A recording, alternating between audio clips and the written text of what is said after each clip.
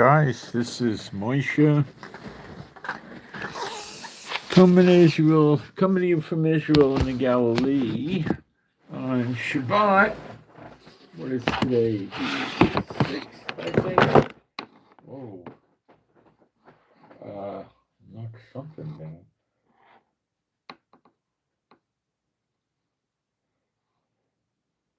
Yeah, today's the 6th. It's 8:21 in the morning. We're supposed to get a big rainstorm during the day today, but it's supposed to stay warm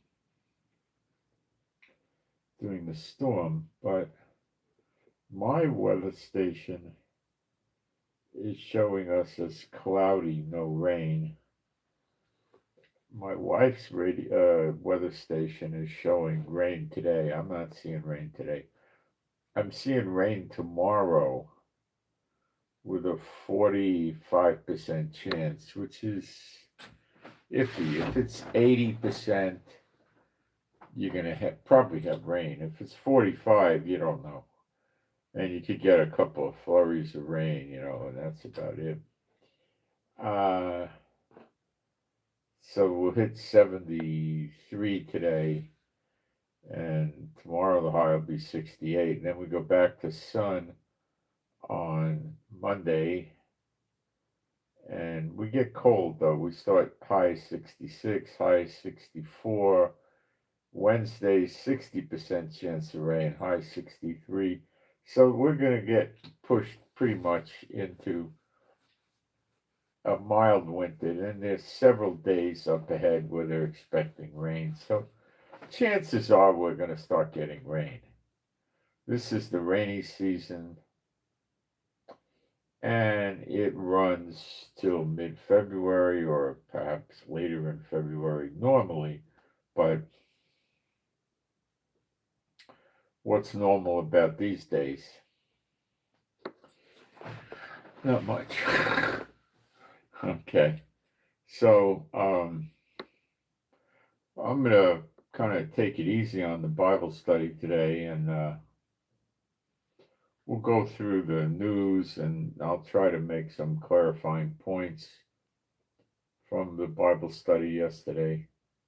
But we're not going to have a deep dive, solid meat Bible study. Got to digest what I gave you yesterday. I'll help open it up for you today. So let me see what the live stream looks like.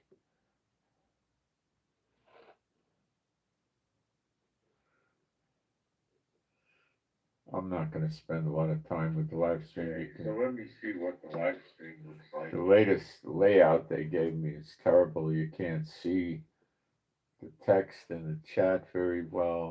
I'm not going to spend a lot of time with the live stream. I might put moderated comments back if I could figure out how to do it. With the iPad, I got to work on that.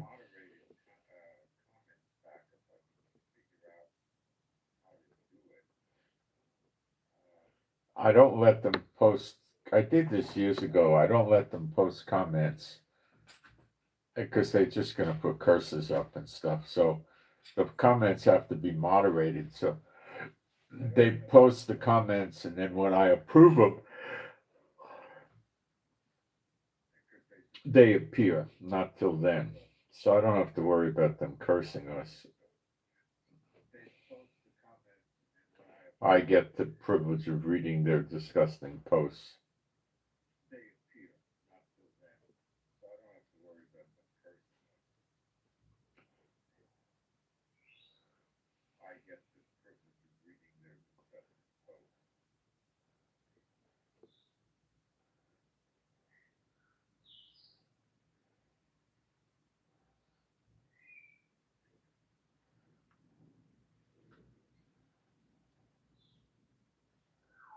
All right.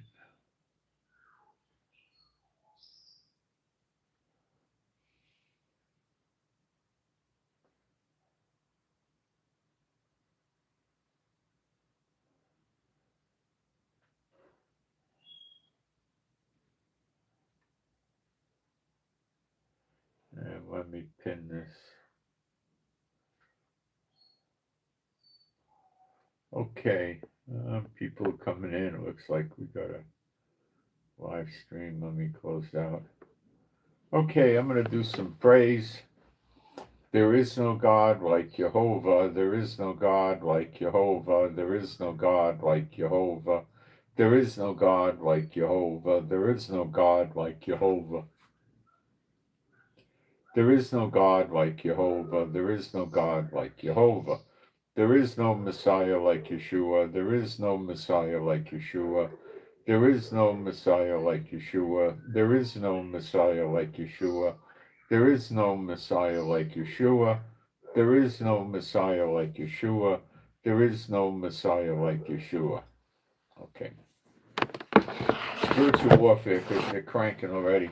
B'Shem Yeshua HaMashiach, I command you unclean spirits to depart from every person.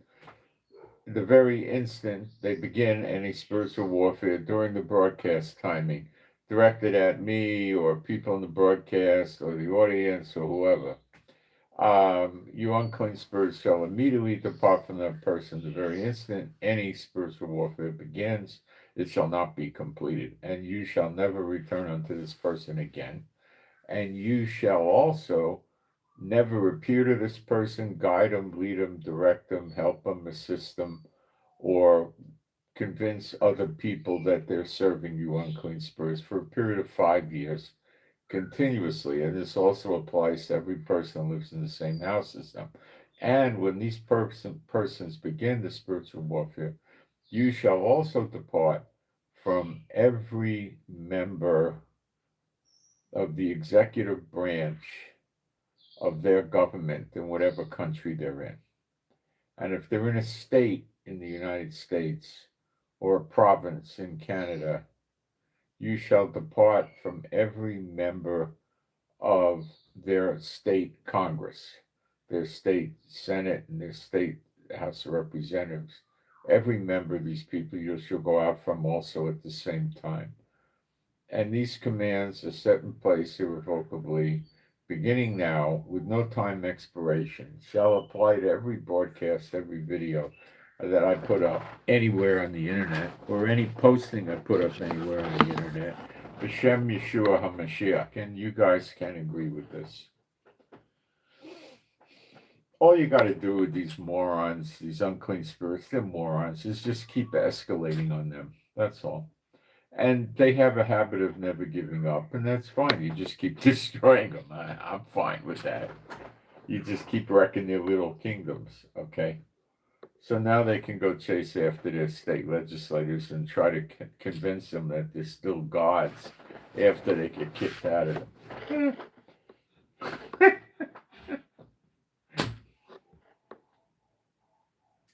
All right, so the false news flying around is so terrible. It's unbelievable.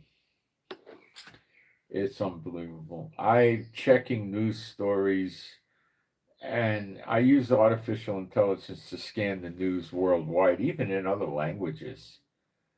And the stories these big sites put up are so, some of them are outright untrue. Outright untrue. And some of them are gross exaggerations, like what happened in France. Well, unknown drones, I don't know how many, it might have been 3 or something like that, flew over a submarine base. Of course, they say nuclear submarine base. Okay, fine. There are nuclear powered submarines in France. And the likely suspect for that is Russia. 90% chance, I guess, 95%. And the military, I think, French Marines, shot the drones down. But I've seen people that blow this up like, oh boy, look at this,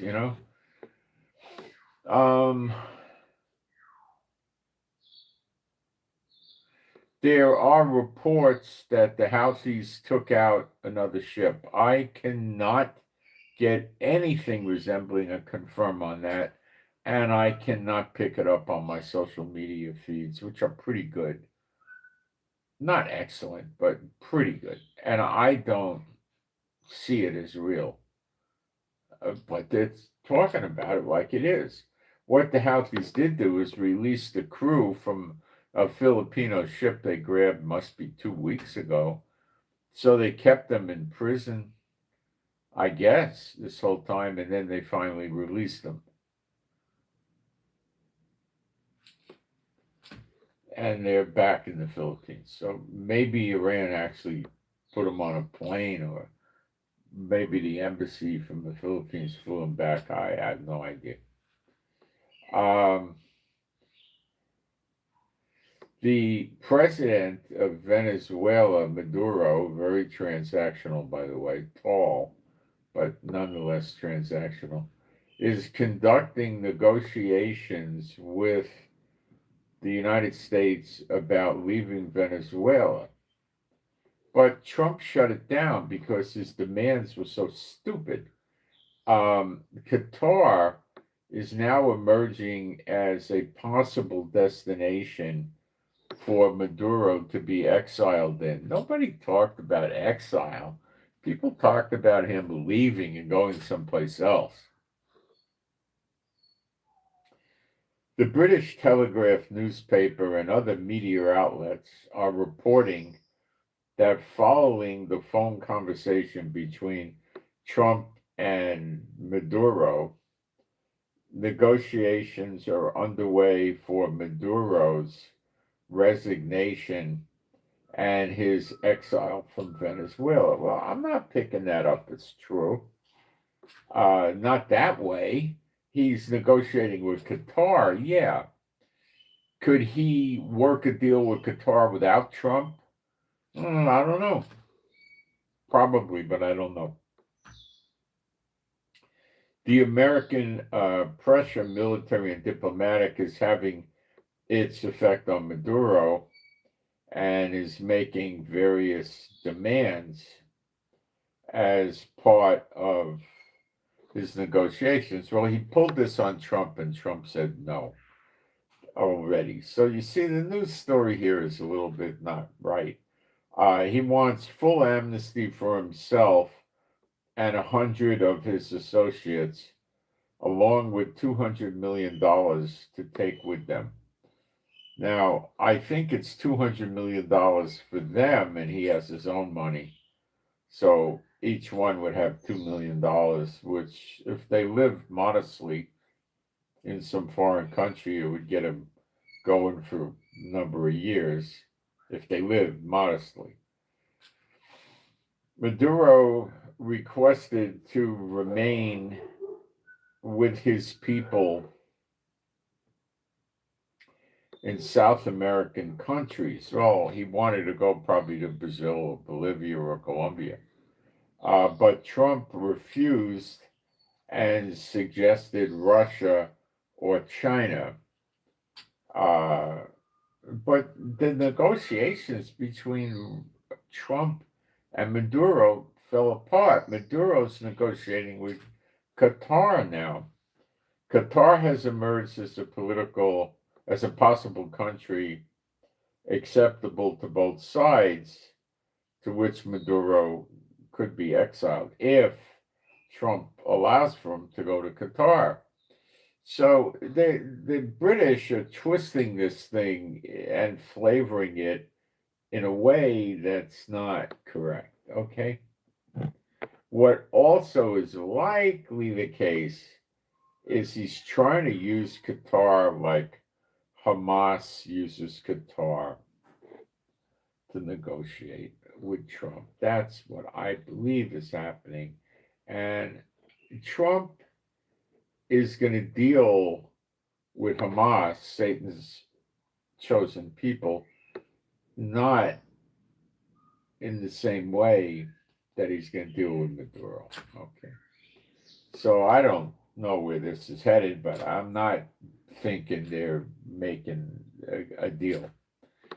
Look, one more time. Let's say Maduro and his 100 people say, okay, we'll do it. What is going to happen?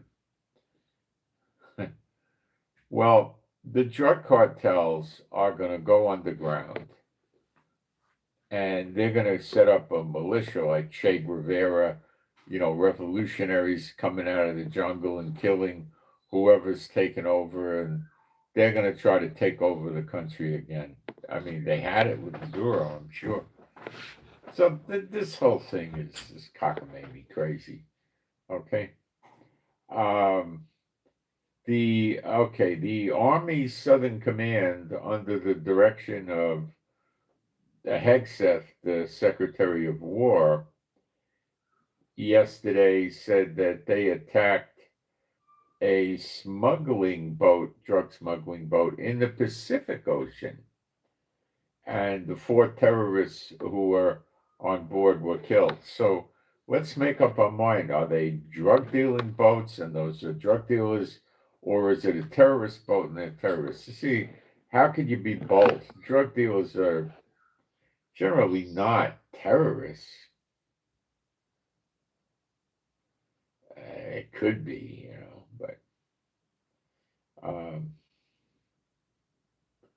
so they're just throwing all kinds of, words out there to paint the victims of their guns in a very bad light, which is probably reasonably true. But what are they? Are they terrorists? Are they drug dealers? They're not both. It's very unlikely. Could be, but probably not. Okay. This is Trump throwing Israel under the bus again with stupidity. Now, I want to tell you something. When George Bush Jr. was president, I realized George Bush Jr. was a blithering idiot. Okay?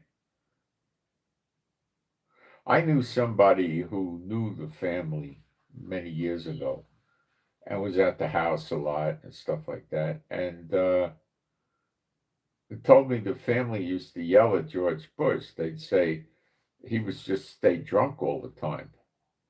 And the old man would say, listen, we're not the Kennedys. We work. You got to go to work, And then one of the kids became the governor of Florida. And I was in Florida when he was governor. He did, I thought, compared to the other morons as governors, he did a pretty good job. He made the people that worked for the state answer the phone. They were so nasty and lazy that they got it set up so many minorities, and I think gays were a minority according to them or something, were working in the government, and they didn't want to answer phone calls, so they were given 3 days to answer a phone call. So you called, you left a message, and I did this once, and they called back. But 3 days? So right away, Bush said, this is nonsense. Answer the phone, you jerks. Then you couldn't get a job with the state government unless you were plugged in with one of these people. You just wouldn't get the job. And he stopped that. He stopped that.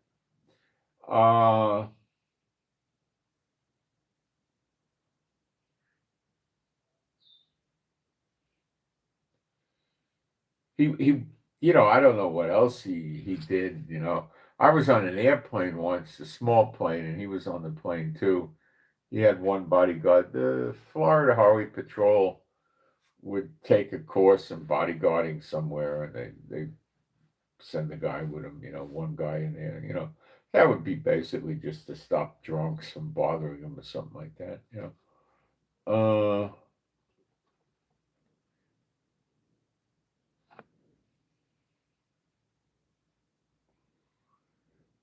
So anyway, I don't think the guy that was the governor of Florida was such a stupid person.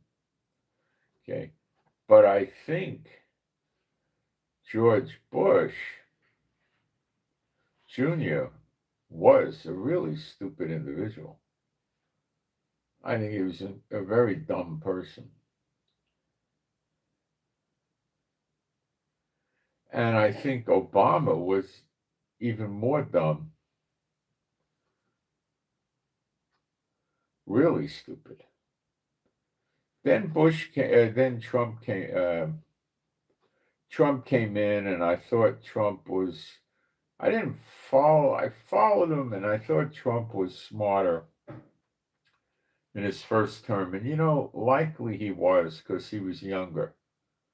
Okay, when he first started his first term, he was basically roughly 9 years younger, 8 or 9 years younger. So I think he was smarter.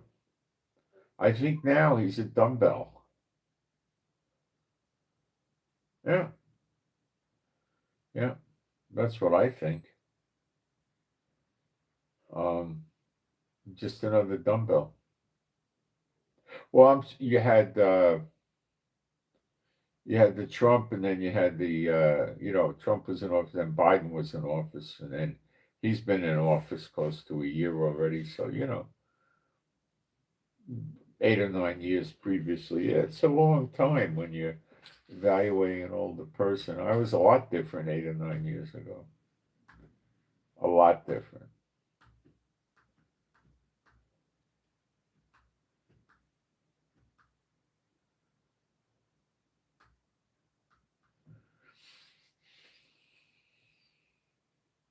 I think he's really stupid. Okay. So what did he do? He did exactly what I said he was going to do. Lebanon government was not going to disarm Hezbollah. 60% of their army is Shiite, just like Hezbollah, and they're not going to do it unless Hezbollah said, yeah, come take our weapons, it's okay. Then they would do it. If Hezbollah says, no, we're going to have a fight, they're not going to fight another Muslim over Israel or over Trump or anything else. So you're not going to see that, okay? And I told you, all you're going to see is postponements. They're going to play Trump like a chump and just postponement after postponement after postponement. And that moron just gave him some armored vehicles. What a chump. You know who's going to have to destroy those armored vehicles, don't you? Israel. Because eventually we're going to have a war with which is going to include the government of Lebanon, too. So they're playing Trump like a sucker. And Trump's fallen for it. He always falls for it. Every Muslim country plays Trump for a sucker, every one, and delays and delays, and he falls for it. Iran made a laughingstock out of him, and still is.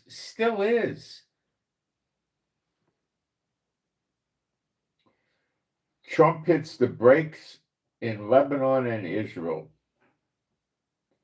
And he's telling Israel, you have to give diplomacy a chance. We did months. They don't do anything. They're never going to do anything. Trump will keep giving them extensions, and as long as they keep negotiating, and he can run around saying, well, I'm going to make a peace plan with Lebanon and Israel. What a moron. None of his peace plans have worked. There's no peace in Gaza. He's an idiot, a blithering idiot. Very dangerous for America. You watch. Very, very dangerous. He's that bad.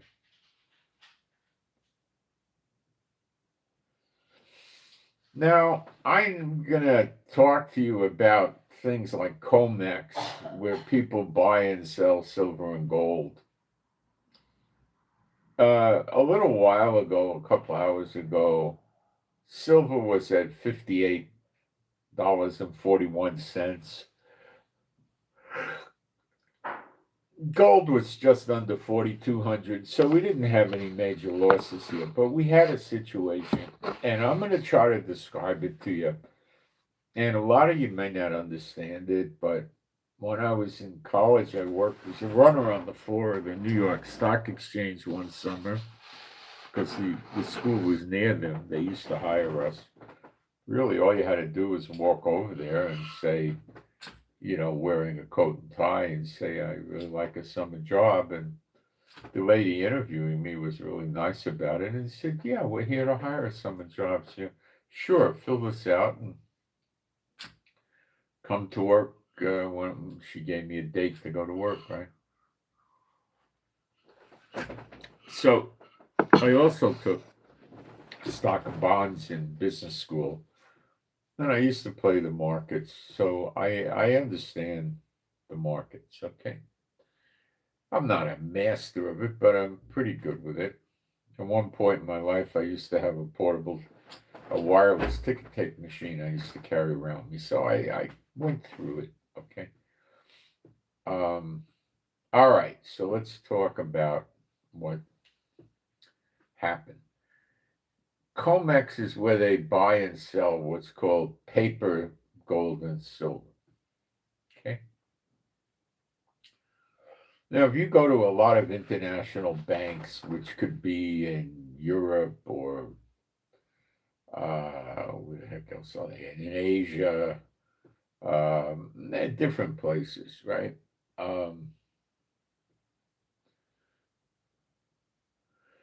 Most of these banks let you buy stocks all over the world. They let you buy bonds all over the world.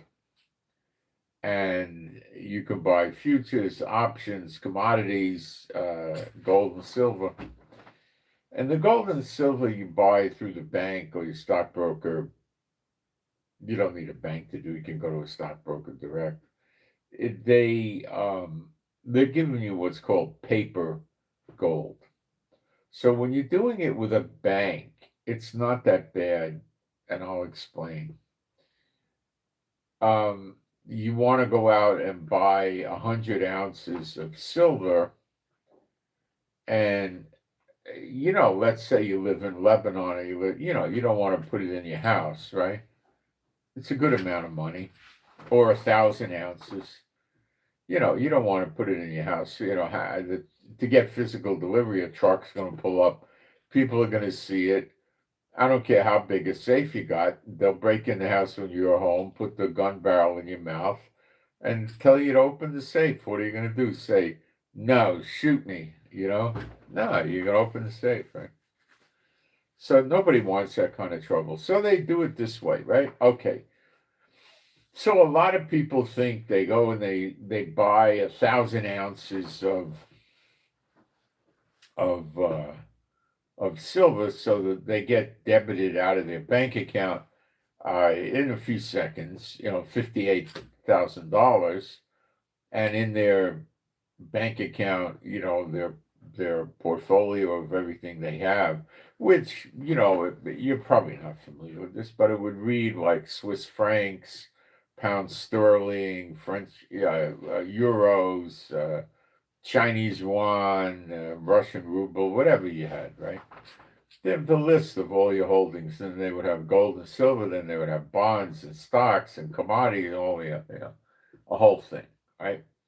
So they would show that they were holding 1,000 ounces of silver in their bank account. Does that mean that the bank has all this silver and they're just designating 1,000 ounces in the underground safe as belonging to you? No. They're buying it and it's being held someplace, likely in Europe or America, probably in Europe. And what they do is they oversell the amount of silver there is. So if they say there's 1,000,000 ounces of silver that's being held over there, they're probably issuing 4 or 5 million ounces. So people are buying silver that doesn't exist. Now, a lot of them don't care. Why? Because they're just gambling. They never intend to take physical delivery. They really don't care if the stuff really exists or doesn't, because if they buy 1,000 ounces at $58,000, right? And a month later, it sells for $68. They made $10,000. So they just say they want to sell their silver. So 58,000 came out of the bank account when they bought it. And when they sell it, $68,000 goes in the bank account. So they made a profit of $10,000. So they don't care if the silver never existed. It's gambling. You understand? Okay. So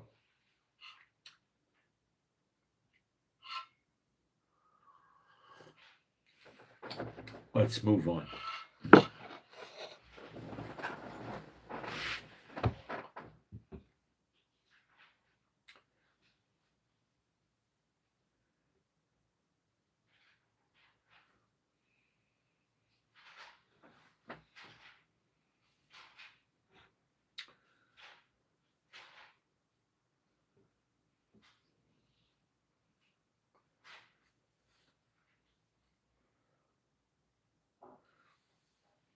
What happened on Wednesday in China was silver went over $60. It went, I don't remember exactly, like $60.18 or something like that. Now, this caused the people that run these exchanges with the silver and the gold and the, platinum and all the other metals they sell, they went into panic mode. And they started dumping silver to get the price below $60. So the $60 was a nightmare price level for them. They didn't try to drive it down like the governments usually would. If they were going to do an attack on silver, they would run it down to 43 or 46 or something. They wouldn't just run it down to 58. This entity that did this, they wanted it down just for a few days. I don't know what the deal was, but I can guesstimate pretty good. Now, I described to you transactions when people buy the silver outright, even though the silver doesn't exist. Okay, they think it does exist someplace. It doesn't. I mean, in part it does. And the theory is if people want to take physical delivery of it, they could deliver, but it's rather burdensome to do that. What the heck are you going to do? I mean, it's going to go on a truck. You could pay taxes on it. That's why one of the big houses, I think Chase, J.P. Morgan moved to, or they're saying they moved to Singapore, the precious metals department, because Singapore does not tax importation of gold and silver. So I think they went there so the people could take physical delivery and have it stored in some vault that they set up there in Singapore. And there's a service fee, and probably every month you got to pay something, but it's probably not excessive at all.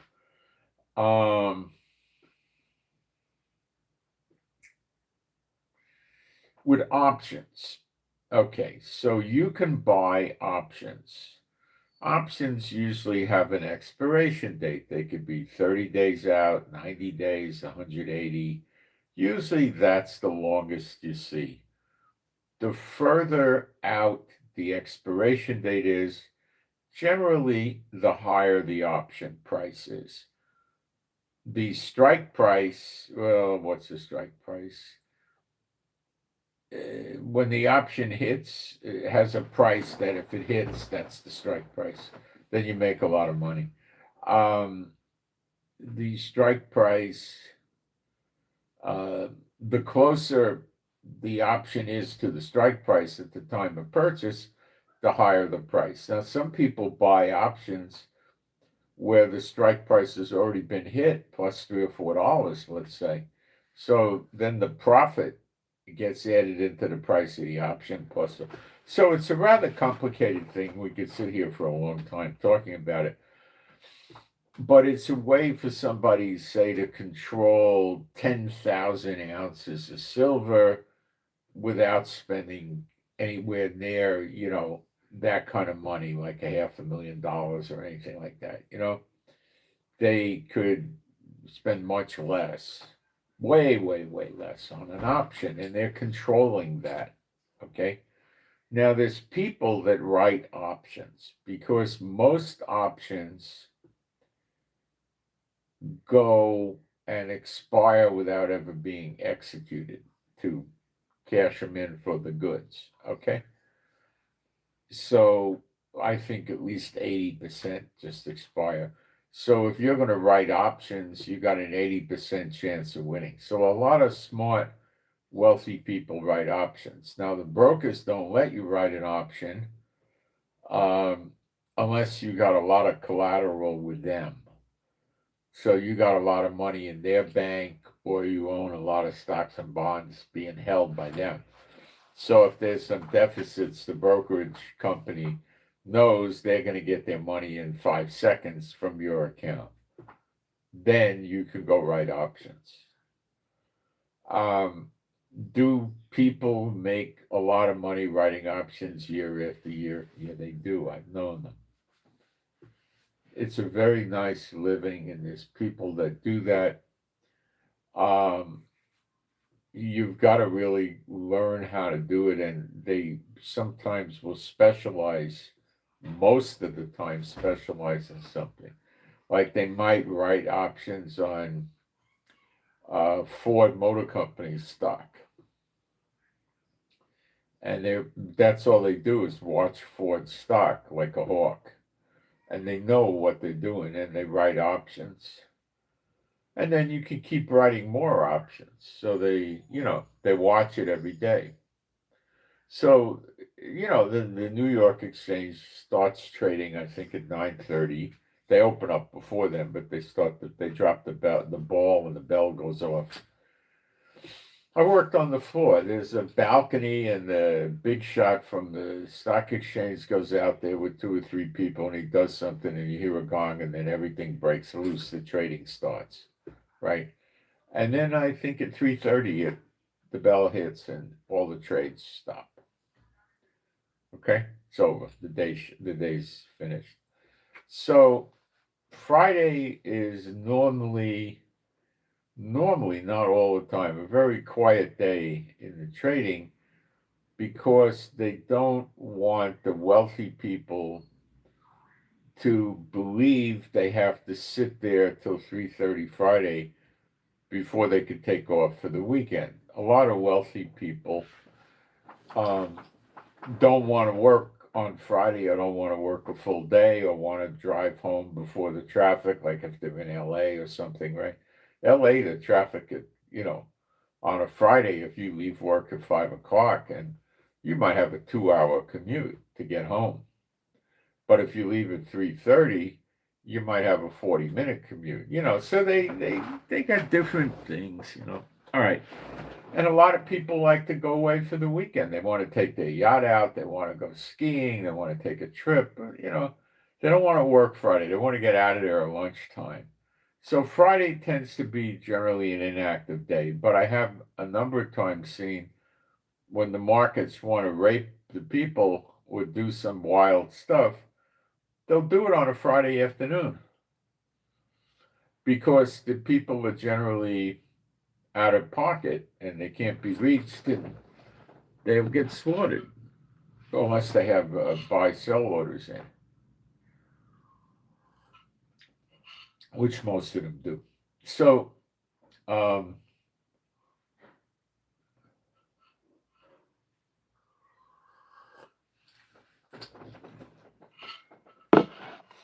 the people that write the options are usually way smarter than the people that buy them, okay? They don't make big killings. They make steady, nice profits year in, year out. and they live very well. But it's not, if you're not a millionaire, you're not going to be able to write options. Then they're looking for somebody that's got a few $1 million in assets with them. Then they start letting you write options. And you got to know what you're doing, or you could get hurt with the options. If people redeem the option, and you could have a deficit. Okay. But again, there's a good 80% or more chance that the option's never going to be redeemed to get the goods. On an option with stock, the getting the goods is they got to actually buy the stock. So they write an option for Ford Motor Company, and if somebody wants to take possession of the stock and they're making a profit on it, it means the guy that wrote the option has to buy the stock, and he's going to take a loss buying the stock, but he has to do it. It happens to them. They don't hit 100% of the time, but they hit almost all the time. So, okay. And the brokerage companies like the people that write the options because they're earning commissions. When the guy writes an option, he gets a commission. When the house gets a commission. When the guy, some other guy buys their option, the house gets a commission. So they're getting commissions all the time. All right, so there must have been a lot of options at the $60 level that were going to be executed. So in other words, if the option price for the strike was, let's say, $59, I'm just making this up, it might be the figure, right? And it was at $60, the way they're going to get their profit is to redeem the option or sell it to someone else who would redeem it. Okay? So that means the silver guys would have to be delivering a lot of silver. And they didn't have it. That's in a nutshell what happened. The bad news for them and the funny news for us is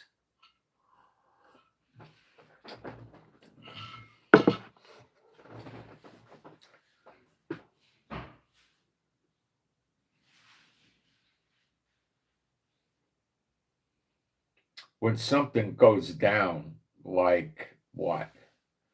A big deal with Iran, not Iran fighting Israel, Iran and America fighting, or Iran attacking the oil-producing countries, or Iran blocking the Persian Gulf, which it's begun doing. Iran sticking their toe in the water to see what they could get away with closing the Persian Gulf, or a good war in Venezuela. You know, gold's at roughly 4,200, roughly. So, I mean, what do you think it's going to take for gold to go to 5,000? Once the frenzy starts, it'll go there. Okay, it needs to be a good war, not a little skirmish. We'll go higher, maybe. All right, so what's silver going to do? Well, if it's already at 58, I think you're looking at about 75, maybe 80.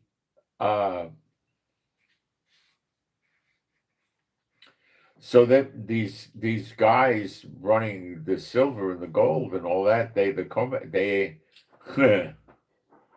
to run out of product, and what's going to happen is they're going to close the markets. The price will keep going up, up, up, up. They're going to stop trading. That's all. And then what?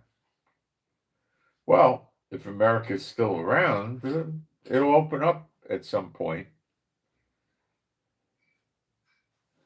Maybe that gives several days for these operators to buy silver to handle the delivery, but they're going to take a bad hit on the silver. They're basically making things up and just writing pieces of paper and collecting money from you and making money, and it's a joke. Let's play a game. Like, let's say you go to Las Vegas. I don't know if you could do this or not. Las Vegas will let you bet on, I think, any professional sporting event going on.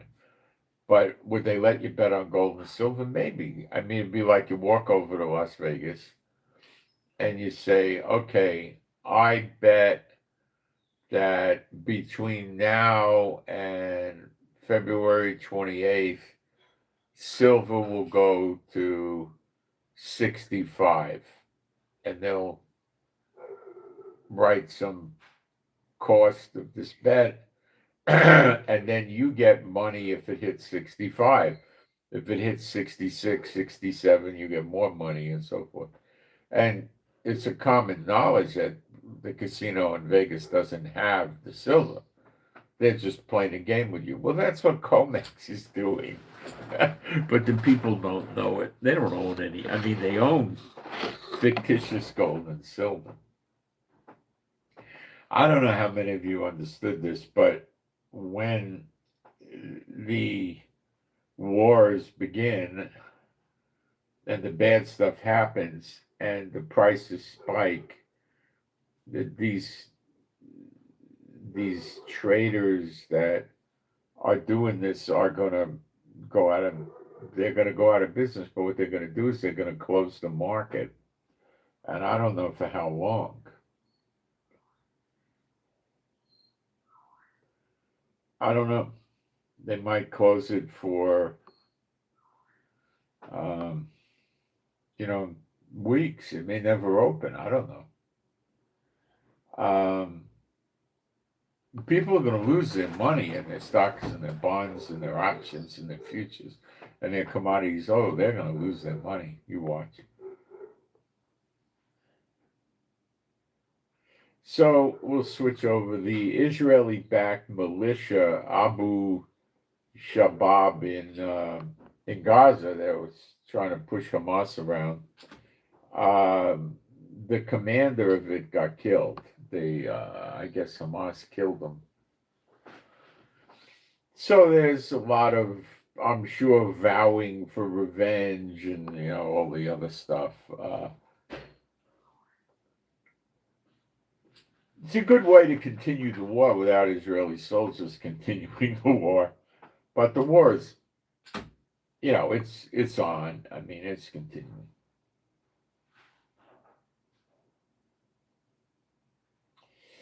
The acting ICC, International Criminal Court, associated with the UN in Europe, prosecutor says it's conceivable to hold in absentia hearings against Netanyahu. Marie Mandale Nilang pans U.S. sanctions on the court officials, saying, even if we upset you, speaking to America, you should never put us on the same list as terrorists or drug traffickers, because Trump put sanctions on them for what they did to Netanyahu. These people are out of their minds. These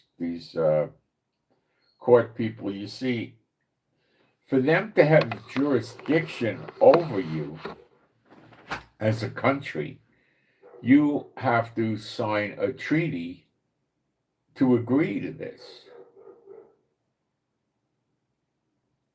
And Israel never did, and America never did. So imagine, this is an analogy, the Saudi Arabians go and arrest somebody in Georgia, in Atlanta, because they violated Sharia law. They put an arrest warrant out for them. Well, they're not in Saudi Arabia. Saudi Arabia has no jurisdiction. Okay, that's what happened. Okay? So this woman has a heck of a nerve. So they put an arrest warrant out for Netanyahu, but they never tried him. So now they're saying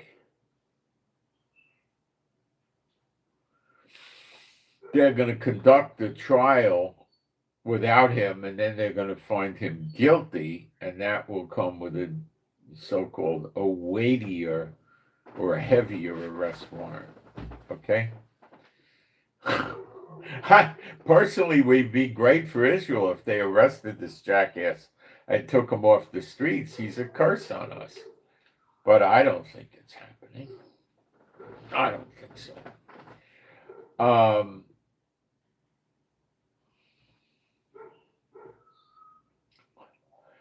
If Netanyahu goes to a country that wants to play this game with this court, like France,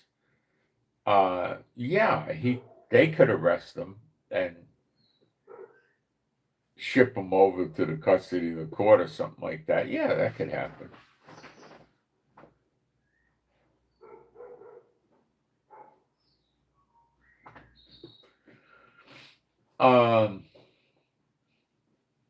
Now Mandani, or Dini, whatever the jerk's name is, the mayor-elect of New York City, I think the Attorney General of New York said that this Mandani cannot arrest Netanyahu.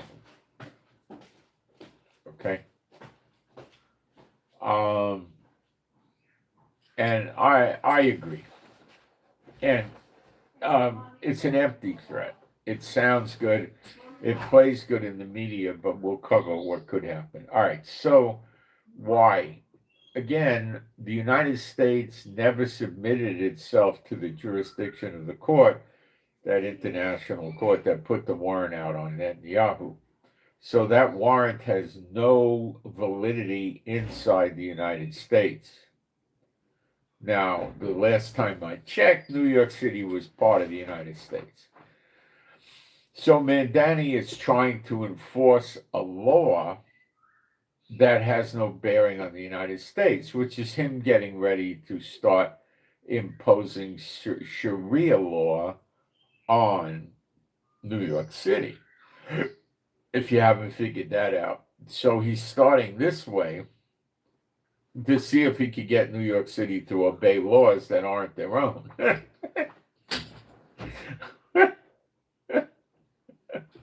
So this guy is going to be humorous. He's not very bright. So, it's rather stupid in reality. So Mandani is not a law enforcement officer, is a mayor. So he can't go, and what he could do is citizens arrest, Yeah. Anybody can do that. So could he get a warrant for Netanyahu's arrest quietly? In other words, so it's not public. So one of the judges that hates Jews in New York City issues an arrest warrant. Okay, stop crying. One of the judges in New York City issues an arrest warrant, right?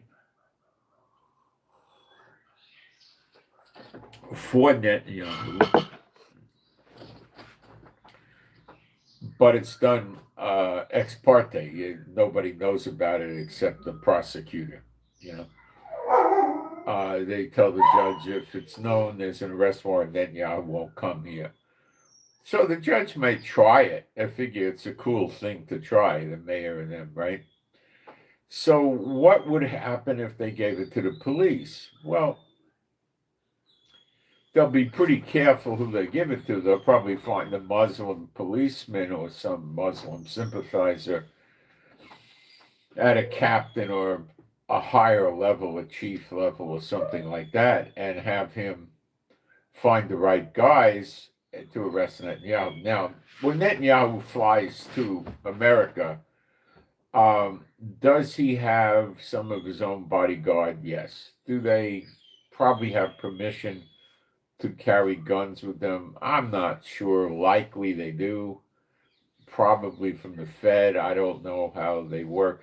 Look, this is a very fluid thing that is different from country to country and from administration to administration. So I don't keep up on this. But the chances are that they've got the Israeli bodyguards, which you should bet would have permission to carry guns. If that wasn't the case, then Netanyahu may have a detail of former Shin Bet Israelis that live in America legally that would work. But what would predominantly be protecting him would be the diplomatic security from the State Department, which is special agents, well trained in bodyguarding, like Secret Service, and they're very skilled. I knew one once. They're pretty good, and also Secret Service might be involved too. Okay, so they would be overseeing Netanyahu to make sure he's safe. You know, they would be the ones that would have vehicles with red lights and sirens going through the traffic lights, and you know, the Israeli bodyguards can't do any of that. So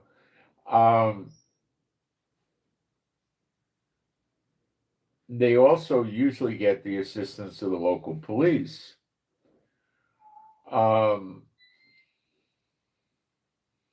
In this case, they will probably not have the assistance of the local police because Mandani would say no.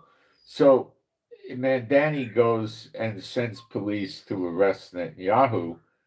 They're going to be confronted by the State Department, the Secret Service, or in anticipation of this, the FBI, and they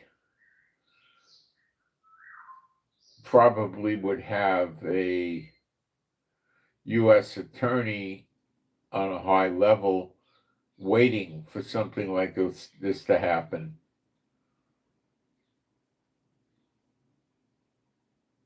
And they might even file something in the court before it happens, an order barring him from arresting Netanyahu. They could do that because he said he was going to do it. Okay? So they get a restraining order against New York City and the mayor and the police from arresting Netanyahu before he comes here. That's the easiest thing. And a federal judge would sign it because it's ridiculous. He can't use laws that have no applicability, or you would, you know, could you arrest somebody in Sheboygan, Wisconsin, a woman for not wearing one of those black hooded, you know, veiled things around her with only an eye slit? You know, can you arrest her for that? Well, there's no law in Sheboygan, Wisconsin, or the United States, or the state of Wisconsin that says you have to wear that. Just because it says it in UAE or Saudi Arabia or something, that has no bearing on America. You see the point? So they can't arrest Netanyahu. So that's why Netanyahu is saying he's going to come here. But I don't think they're going to leave it to the point where the Mandani guy to make points with the Muslims would have the police arrest Netanyahu, and then the bodyguards of State Department and Secret Service turn him over to Mandani, which I doubt would ever happen, but let's say they turned him over, and then they march him down to central booking in New York City, and they mugshot him and fingerprint him and body search him and put him in prison suit. They would love that, showing the pictures and stuff. Even though they know in a matter of hours it's going to be reversed, they would be so happy doing it, right? You know, Qatar might give Mandani $10 million to do something like that. Okay? And Trump knows it. So they would probably take preemptive action. Now, body searching Netanyahu without serious privacy would be a 9.5 on a 10 scale for spectacular. Some of you know what I mean. But I don't think we're ever going to get there. No. They'll block it. The mayor said he's going to do it. It's illegal. The federal judge knows it's illegal. It's blatantly illegal. And they just issue a restraining order. If the judge doesn't want to do it, then they take it up to the appellate court. And, it'll just, he'll have a restraining order. The city will.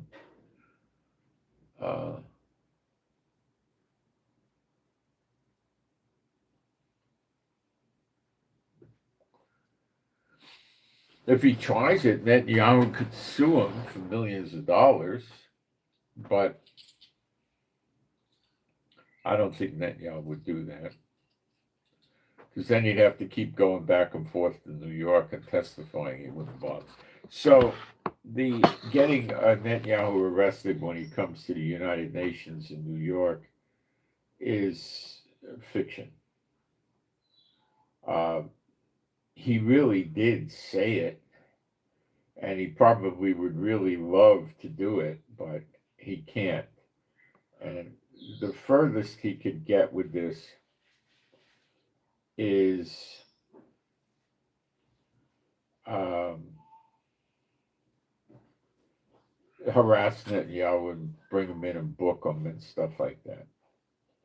But I don't think Trump will let it get that far.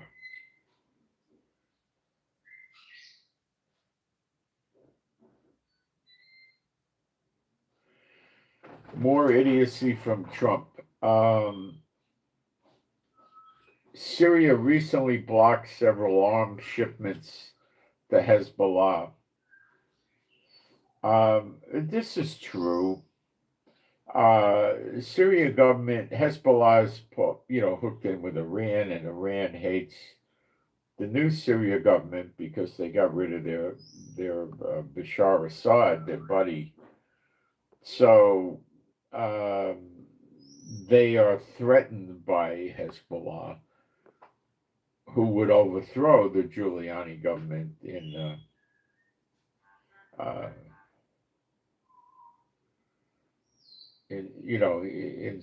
Syria. They would try to get rid of him, and Giuliani knows they're an enemy of his, and he can make points with the United States and at the same time hurt Hezbollah, which is something he very much would like to do because he can't stand them. They're his enemy. So I believe it's true, and Israel benefited from that. So what Trump wants now Israel to do is sit there and go through stupid, pointless negotiations with the government of Lebanon, who's never going to do anything with Hezbollah. Never. And it might give Hezbollah an opportunity to build up more missiles. So Trump's idiocy, and I use the word, either he's an idiot or he wants to hurt Israel, one of the two. Probably an idiot.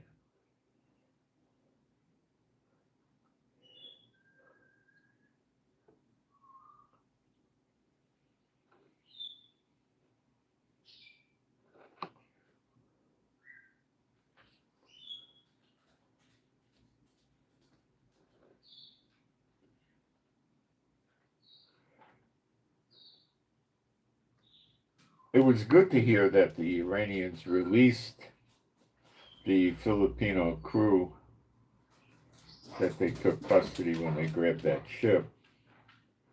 Because, they could keep people forever, too. You don't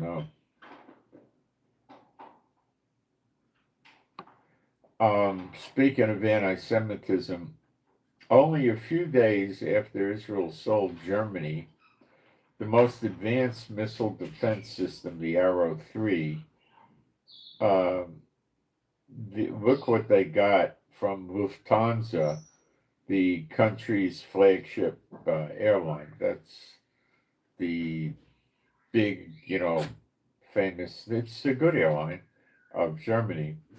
I strongly advise all Israelis and anyone who loves freedom and hates terror to stay far away from this company. So he's putting Israel in the trick bag of genocidal terrorist country again.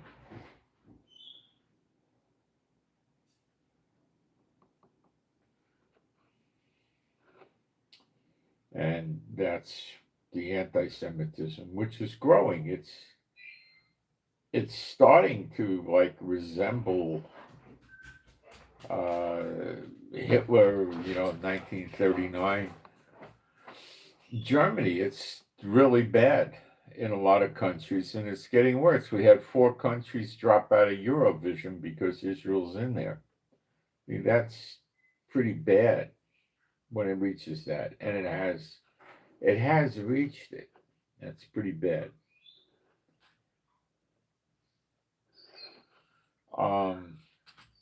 It is not yet really driving Jews to make Aliyah to Israel, because Aliyah is so impossibly difficult with Netanyahu in office.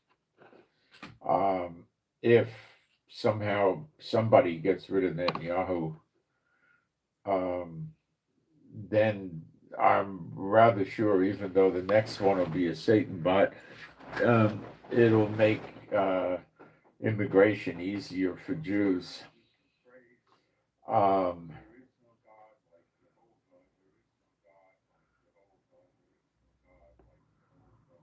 He is so bad. Let me tell you another thing this bucket of dirt Netanyahu did. He gave the ultra-Orthodox the power to be the only rabbis in Israel that can authorize food to be kosher. There is no such thing as kosher food in the Bible. Forget that, okay? So the whole thing's a man-made up fraud to start with. But the Jewish people don't know this, so to them it's important. So if I was thinking that they were increasing food prices 35%, but I think it's probably about 25%. Paying for the rabbis to tell you it's okay to eat this food. They kosher drinking water, bottled drinking water says kosher on it. They kosher carrots. I mean, it's a joke. I laugh at it. It's so funny, but it's also sad. People don't know any better. There's no such thing as in Moses' law as an unclean carrot. I mean, you could say that somebody picked the carrot on a Sabbath and therefore it's unclean. They've been doing that with milk in Israel. Recently, they destroyed massive amounts of milk, and we had shortages of milk and cream. It happened twice because they said they were hiring non-Jews to milk the cows on the Sabbath. But it's happening again right now. There's no cream in the store. And my wife said this is number 3. It's happened again. We got cream in our food delivery the other day. The only cream in the store is the 38% in the blue box like you have been getting. There is no other cream in the store. 38% is what we use. Yes, but there's a huge variety, and I use 42%, and it's gone. Oh, you call it in America sweet cream. We call it 38%. They got different percentages of fat in a lot of the products. Cream be one of them. So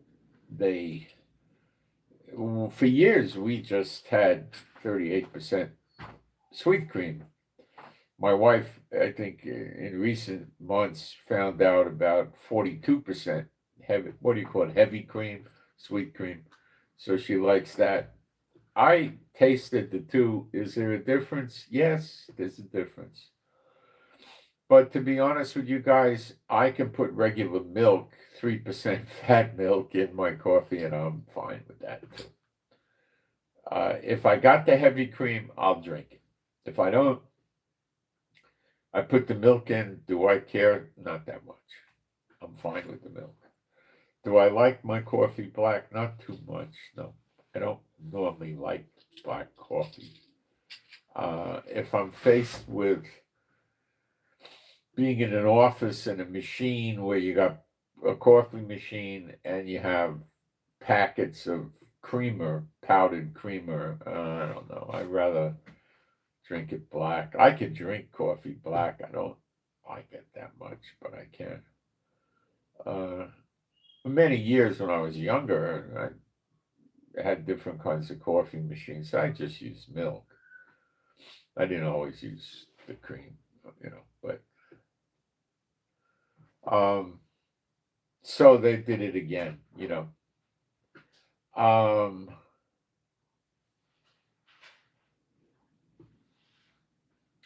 and this stuff gets destroyed. So this is a prima facie example of destroying food. So moving forward,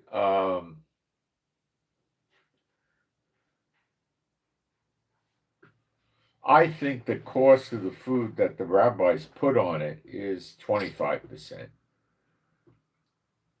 The farm where the animals are, they'll supervise that to make sure it's kosher. So, I mean, what do they think? Porky Pig's going to be walking around milking the cows? I don't know. But anyway, then it goes to a facility that processes the liquid, and that's observed to be kosher. Then it goes to the supermarket or the little retail store, and that has to have a kosher certificate. So the rabbis are making money all over the place, right? And Netanyahu gave an exclusive by law, that only the ultra-Orthodox rabbis can declare a place to be kosher. Now, if this was given to the conservative rabbis and reform rabbis, do you think it would suffer? Of course not. They probably even do a better job. The ultra-Orthodox don't do much. They rarely go to the site or anything like that, You can't trust them. They're not trustworthy. Probably the other rabbis would do a better job, but it's unnecessary. But anyway, they're making a fortune off Netanyahu's corruption. And the people in Israel don't know their right hand from their left, and they let Netanyahu get away with it. If all you needed was a reform or a conservative rabbi, you'd probably see that 25% figure go down to 10%.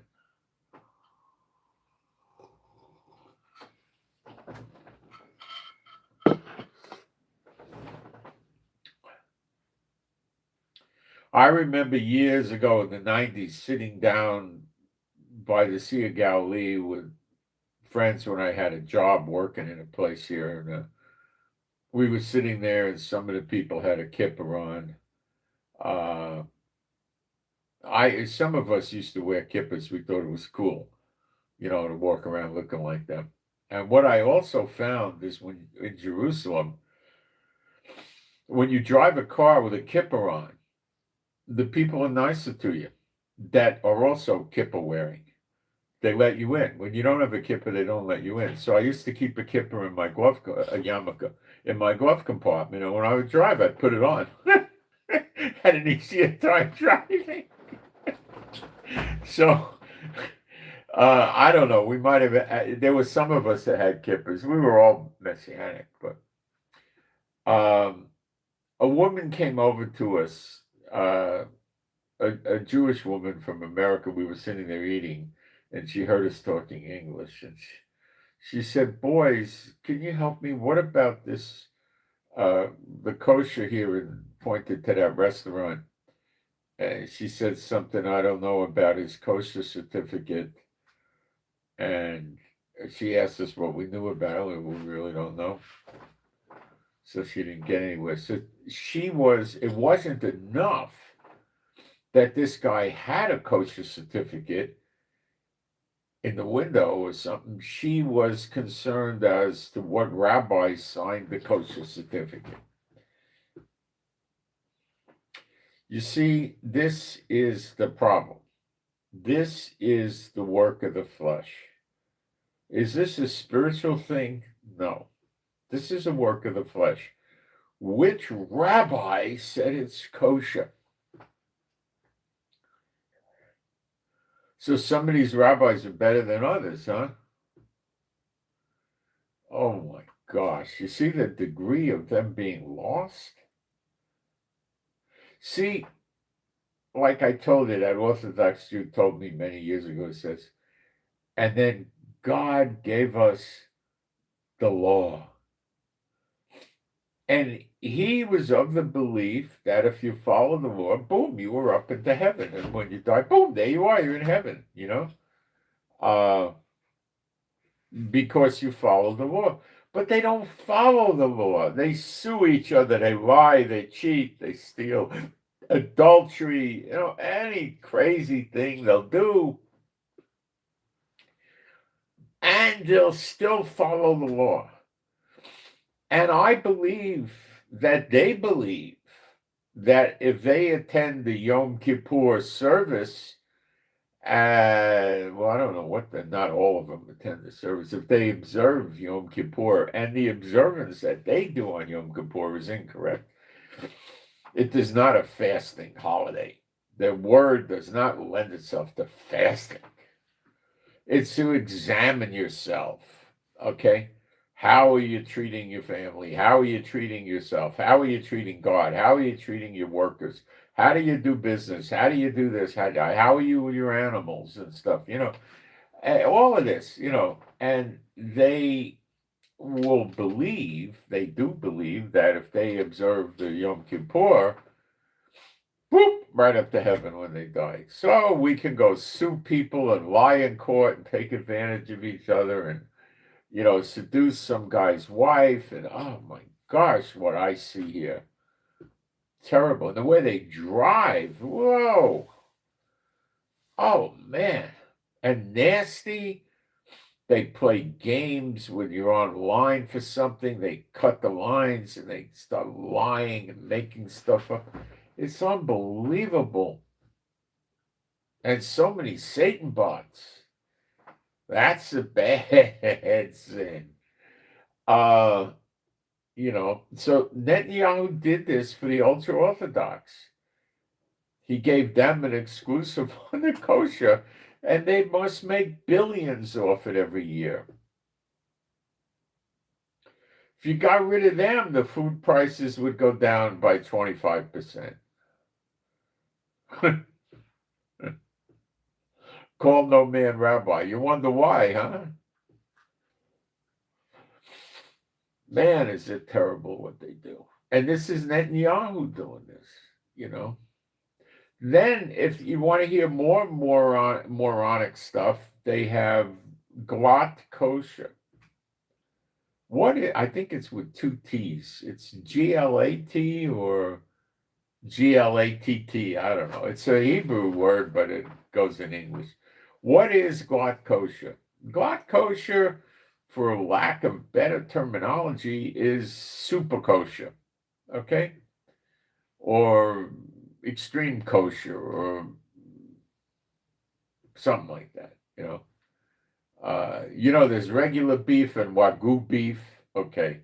So this is like Wagyu kosher. Okay. I'm making fun of them. Yes, I am. Okay. So they go to the area, the field, if you will, or whatever, where the cows or the chickens or the ducks or whatever are being raised. The biggest meat sold in Israel is going to be chicken and beef. They sell lamb, but chicken and beef are the kings of this, okay? Turkey used to be a big one. Turkey's still popular. Okay. And they go over there to make sure that there's no offensive things on the land, like Porky the pig, I don't know, alligators. Maybe the guy's running an alligator farm next to his beef as if the alligators wouldn't kill the cows. I don't know what they think, okay? The guy's raising camels or hippos. I don't know what they think, okay? And there should be no uncleanness by unclean animals on the land. Now, they might extend that to non-Jews on the land too, but they may not. I don't know. Now, let me show you the stupidity of this, okay? Is a caterpillar listed as a clean food? No. Would they certify the place if it had caterpillars? How about if it had horseflies or mosquitoes? None of the. Do you have a scripture that says, you could have mosquito soup or something? No, there's no clean insect food like that. So how can a bird doesn't go on the land? How do they stop that? You see what I'm saying? How stupid it is? It's stupid. And they charge more money for this. I remember years ago, I went to a restaurant that was God kosher, and I sat down there. I was by myself. My wife was in the States, and I ordered a steak. I don't know what kind of, some kind of steak. And I came with it. There was a nice restaurant near the Galilee on the promenade, and it had not the promenade, the walkway to get down to the Galilee, and it had it was a decent steak. It was a nice restaurant. They were very friendly, and I had a nice steak, and it was God kosher. Did I think it was any better or different than the regular? Not at all. It was slightly more expensive. Okay, so that's God kosher, right? That's for people that want to rub rabbinical Judaism all over themselves and say, I'm holier than you. Again, we're in the flesh. We're in the flesh here. Now let's take this to a whole new level of absurdity. Now, I want you to know a lot of messianics are sucked in by this. And they only go kosher. Now, I want to tell you about something called Mehedrin.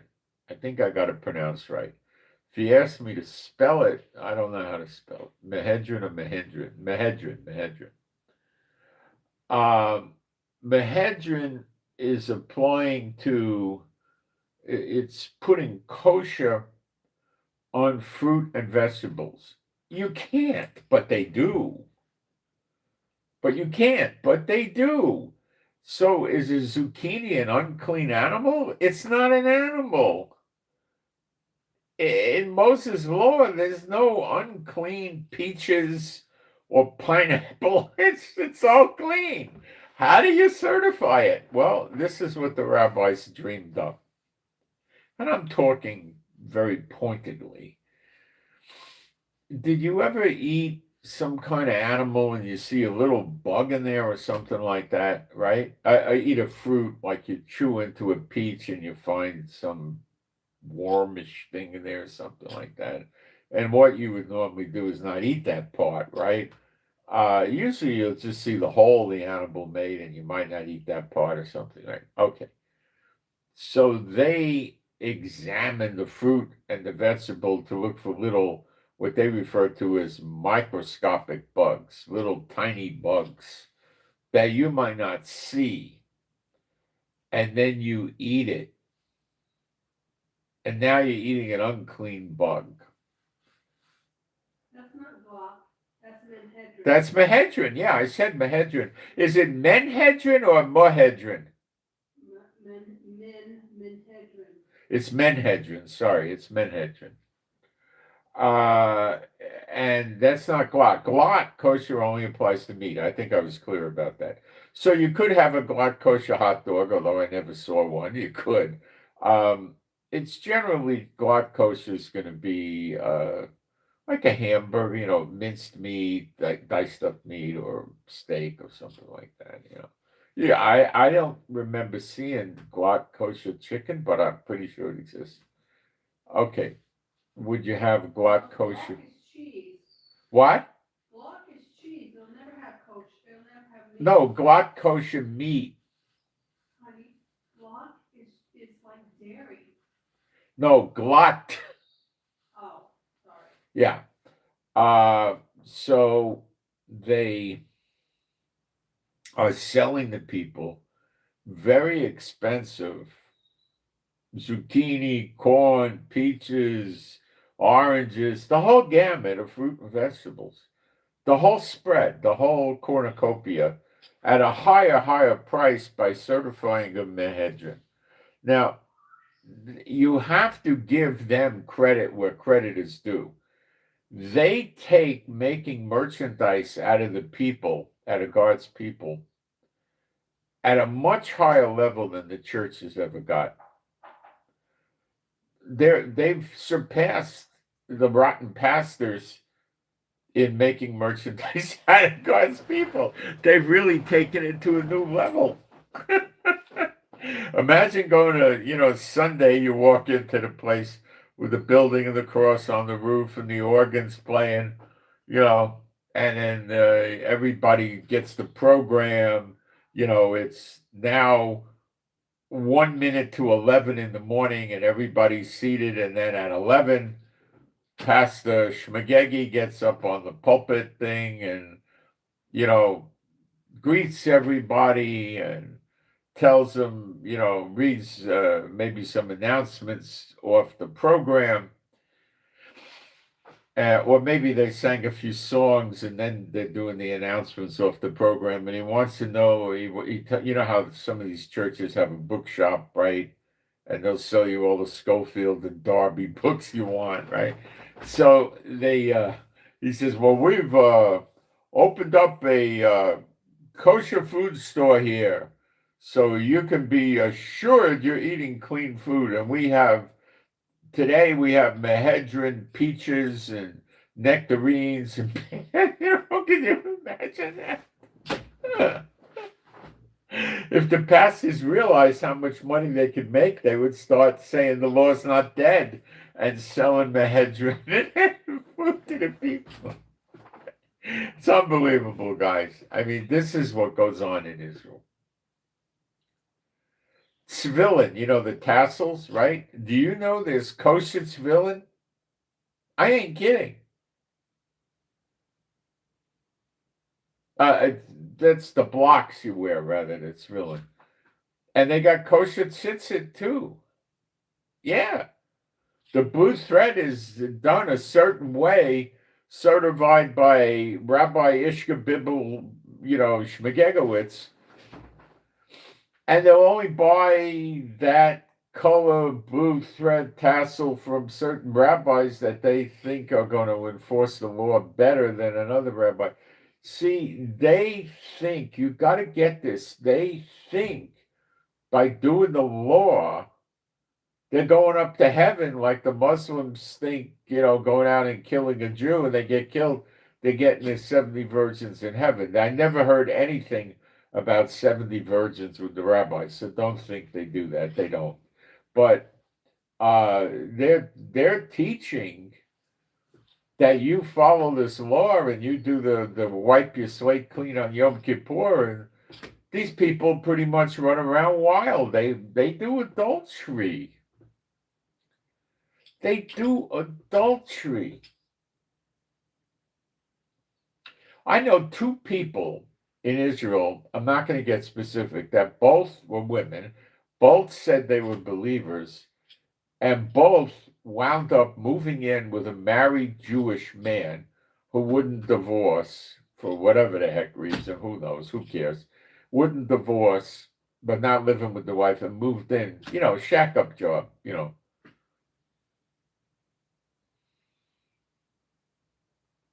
This is not two old people living together for convenience. These are two, capable of having sex people living together having sex.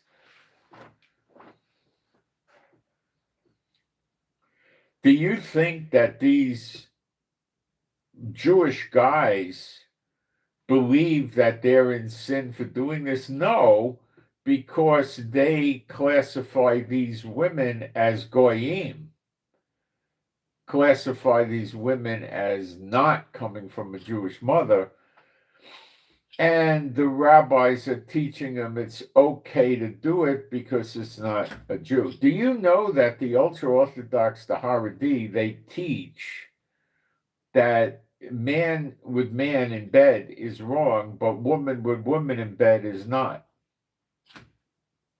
I've had them tell me that. The one that told it to me, his son is a rabbi, and he was well on his way to being a rabbi when he told it to me.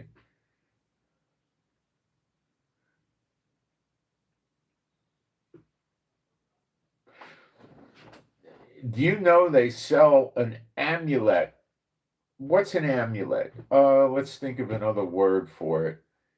Like a magic item, okay? Like a good luck rabbit's foot or something like that. You should never do that. Or carry a 4-leaf clover. You should never do that, okay? So an amulet, the popular one you see here in Israel is the hand. It's usually shaped just like this, and it could be metal, it could be wood, it could be painted. I've seen them on an infant's baby carriage. They take the hand and attach it to the carriage. It's supposed to ward off the evil eye. So they know about the cursing with the evil eye and all that garbage, right? That's what it looks like when they do it. And they know that, and they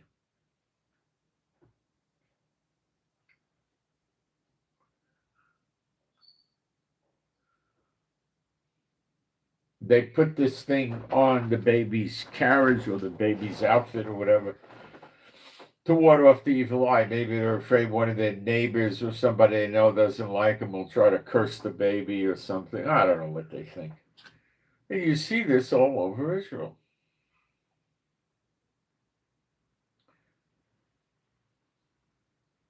All over Israel.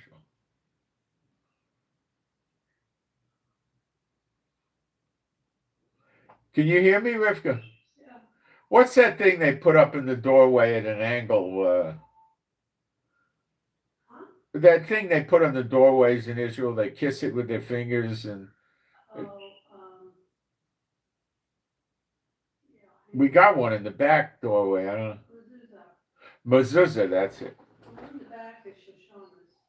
Oh, a mezuzah. It's got microprint scriptures in there. I mean, it's probably 2-point type. You can't read it, and it's sealed inside the thing.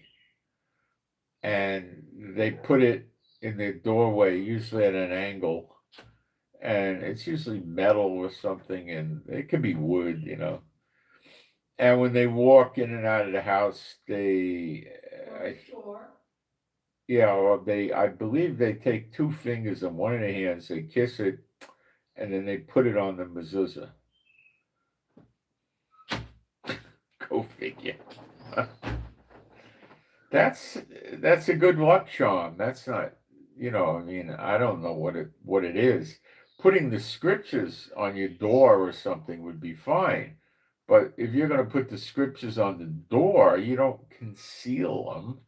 If you want to go take the scriptures and put them on a plate of metal or glass or wood or paper and put them on the door with tape or a thumbtack, hey, that's great. Go do it. Have a good time and then read them.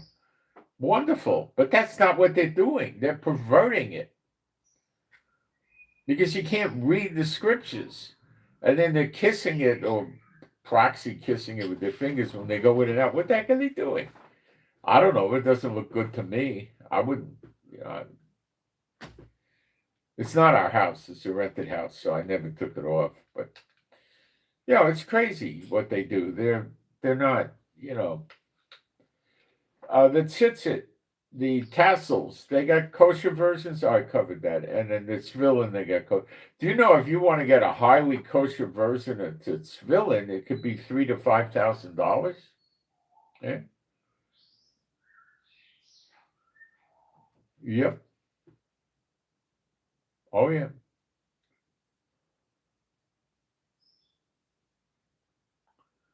Yep. It's a lot of money.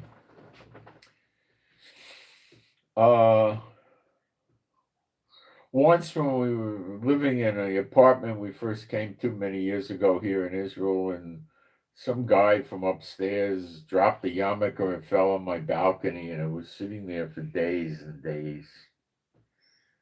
And it fell on the dusty floor, and then the guy never asked for it or anything, so I eventually threw it out. I mean, it had no special meaning to me. It was a yarmulke. Then I ran into the guy in the elevator, and he asked me, he could see the yarmulke. He said, "Do you still have the yarmulke?" I said, "No, I didn't know it was yours. It could have been anybody. You didn't say anything. I threw it out." He said, "You threw it out?" He was coming at me like, you're really cursing yourself by doing that. Not that, I have to go out and buy another. They're very cheap. He was all upset that I did that, and I was bringing, like, I did a very bad thing. It's a holy thing. You don't throw it at me. My gosh. These are some of the things that you see here in Israel. The rabbis have these people just twisted up so much they don't know if they're coming or going. They won't let them have a restaurant that serves dairy product with the meat, but they could serve dairy products with fish. That never set well with me. I don't quite understand that. They kosher fish too. Well, that's clean food, yeah. Yeah, but how could you have, according to the rabbis, they make a glatt kosher. There's no unclean animal running around on the land that, say, the beef or the chicken is raised on, right? So could you have glatt kosher fish when the fish is swimming in the ocean along with all the unclean fish like octopus and lobster and sharks and whatever? It's a good question, and these schmucks would sit there and debate it for hours and days and weeks.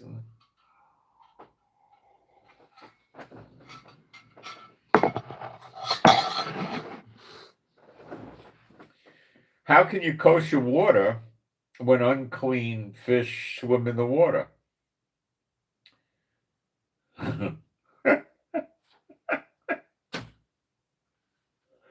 Is the water in your tap kosher? And it goes. They got kosher vitamins and minerals and supplements, herbs, you'd say, right? They got all that kosher here. Did I ever see kosher colloidal silver? No. No. I have and used colloidal silver, but I never saw it come kosher. Kosher dog food they got. I don't remember ever seeing kosher cat food. Maybe they think the cats don't have to go kosher. There never was anything in the Old Testament about any animal having to follow dietary laws. Okay, that never appeared in the Old Testament anywhere, so that doesn't exist.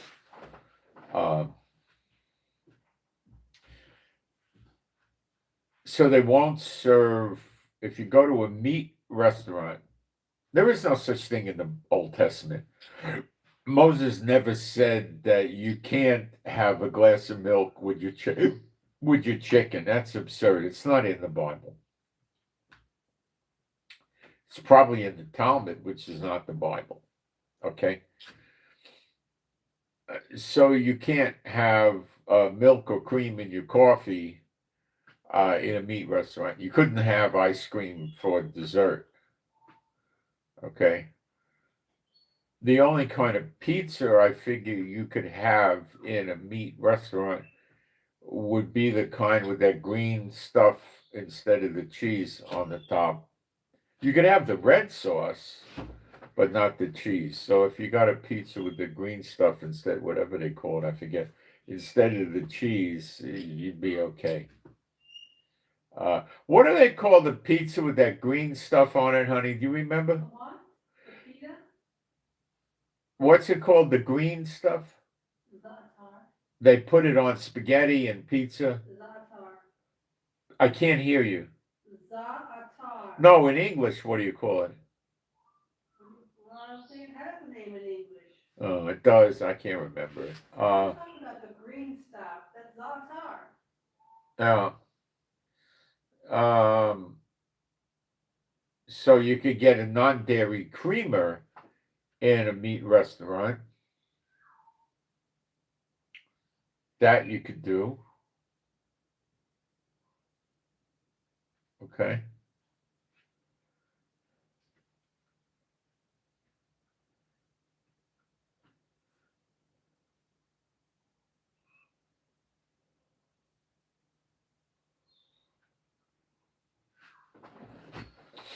There's no end to it.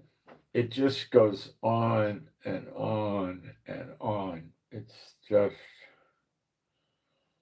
it doesn't come to an end. It just keeps going, you know. Then you got the clothing. You're not supposed to mix wool and linen. Oh, don't worry about that. Everybody in Israel just wears polyester, so they don't have to worry about it. Yeah, but there is a. Do you remember the name of the kosher clothing? But they make sure it doesn't have the linen and the wool mixed. You don't know, huh? No, but I mean, I'm telling you, they don't do that anymore. They wear polyester. Yeah, they mostly are wearing polyester because of price and stuff. But there are clothing stores for the rich Jews where they examine the fabric with microscopes,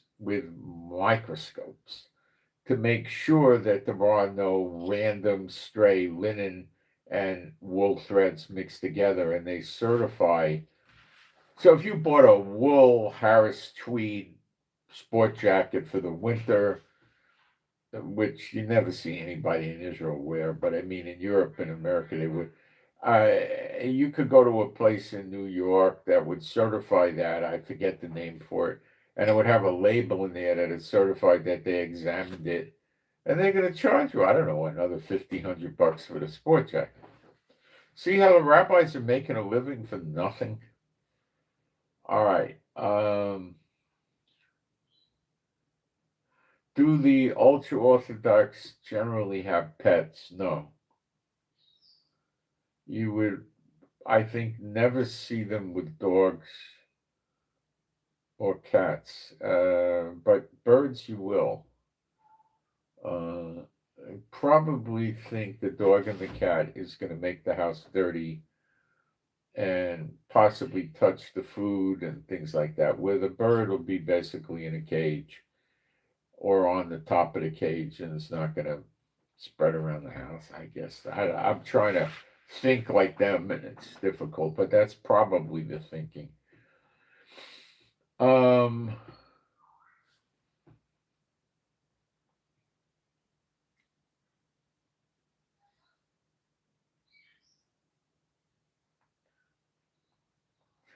The place is full of amulets and idols. They have all kinds of stuff they make. It's terrible what they do. It's terrible. They got it all over the place. It's really sad.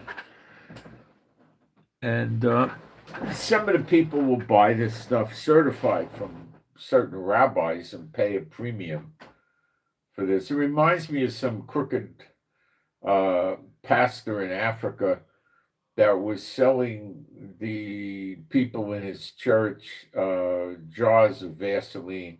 You know, what does a little jar of Vaseline cost? $3, $5 now? I don't know.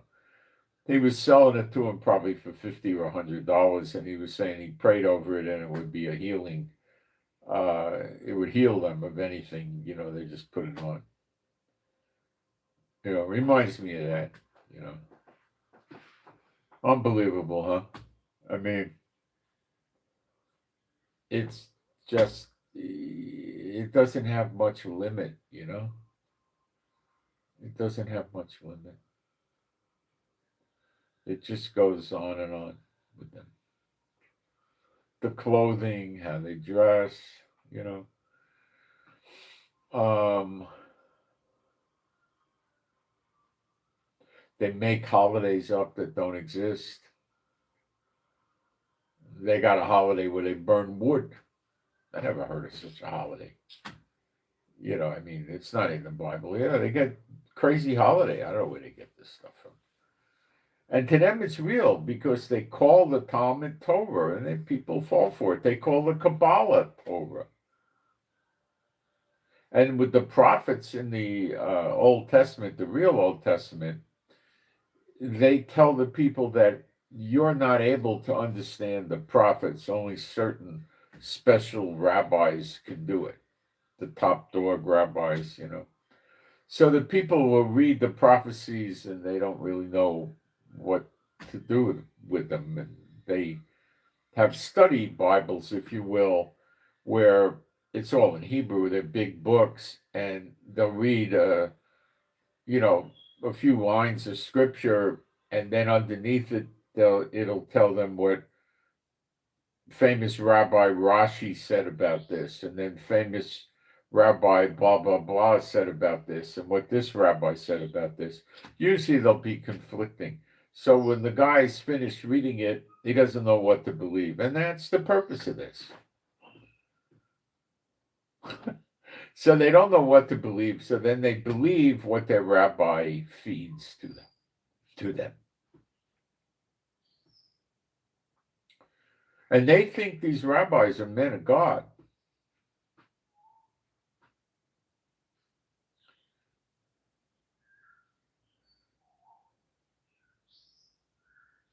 Oh, they do.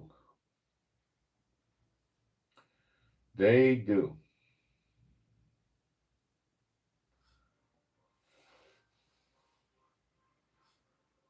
They roll in every Saturday to the synagogues and they lay it on them, you know? Crazy, isn't it? All right, let me take a look at the live stream.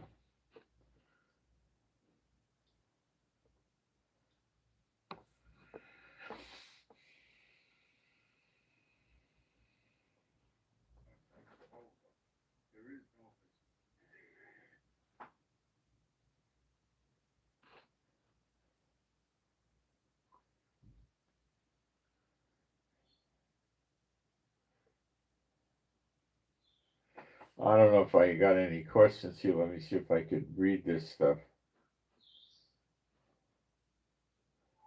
Oh, someone said their father fought in the Yom Kippur War. Okay, great. That's nice. Um,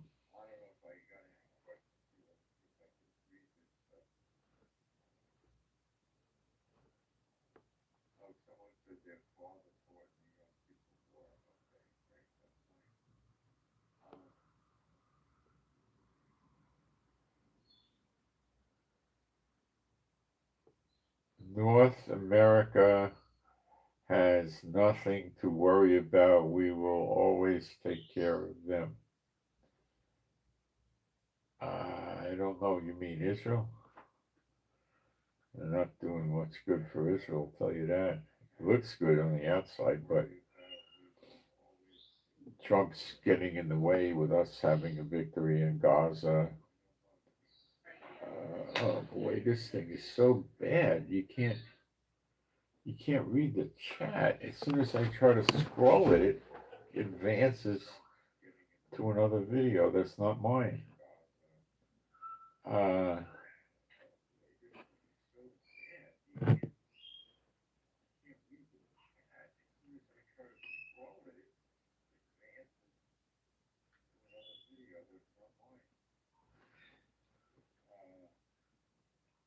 Guys, I'm going to take a fast break for a minute and come back and pick it up.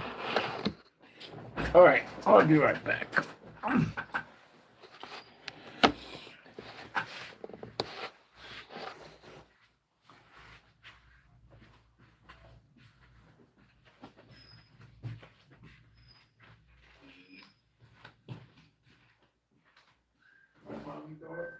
I go in? Thank you.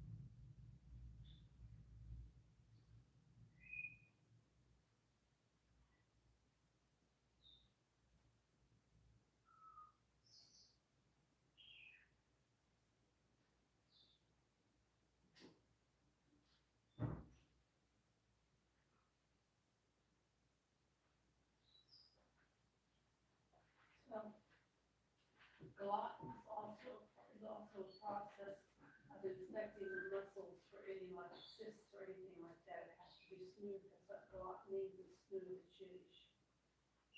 Are we sure the rabbis sit there every day? We're not sure of anything, I just went online and read. It's just, there is a black kosher restaurant down in the walkway to the Galilee. Yeah, so that means they're inspecting the muscle. Huh? That means they're inspecting the muscle. Yeah, I mean, unless they're lying, they don't really expect. Well, somebody I'm sure does. Huh? Somebody I'm sure does. Maybe. It's hard to say, and my inspector that may not have that.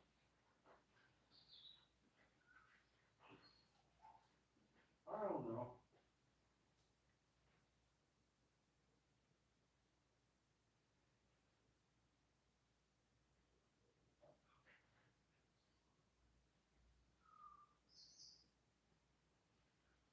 It's not yours, it's a bagel, I'm not giving you a bagel.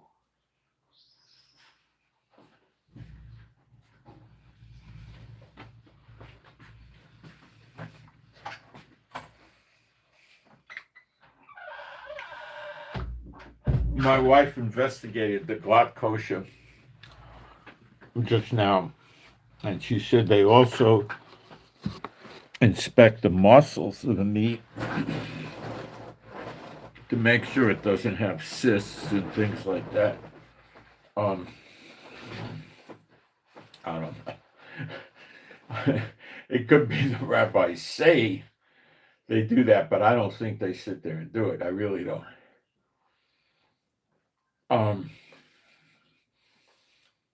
The important thing to remember is your righteousness comes, the righteousness is of God, and you get it from Yeshua HaMashiach and the work he did, sacrificing himself. That's where your righteousness comes from, not from the law. And if your righteousness comes from Yeshua and you don't do the law, does that cancel your righteousness? No. Paul said, we're not under the law. Now you understand more what that means. Doesn't mean the law is dead. No. Roughly 2,000 years ago, the temple was destroyed. We haven't had a temple or an active priesthood doing sacrifices and offerings since then. So the blessings of the law were not on Israel. The curses of the law have been on Israel, basically, since then. And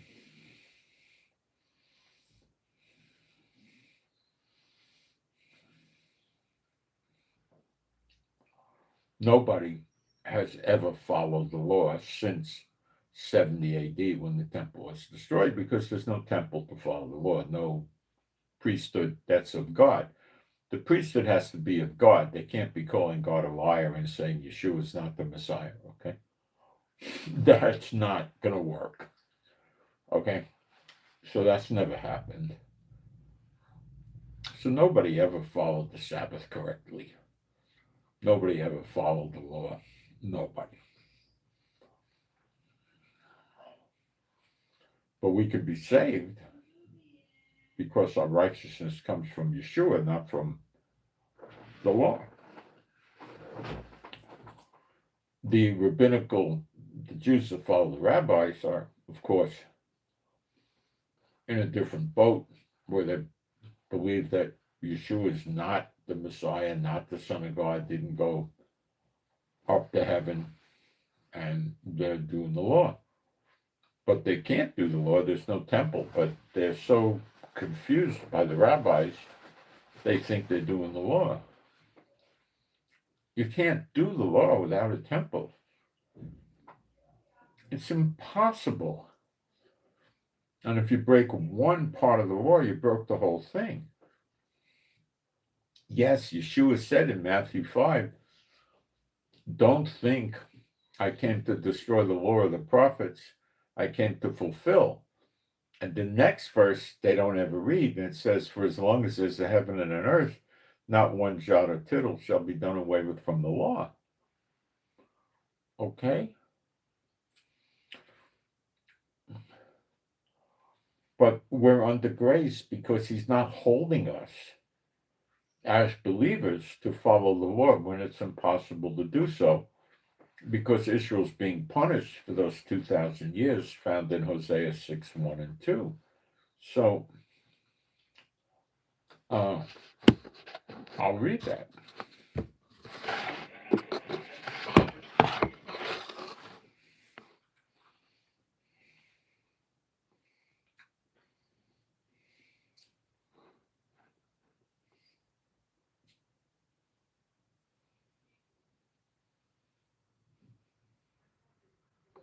Where'd you go, Hosea? Come on, surface.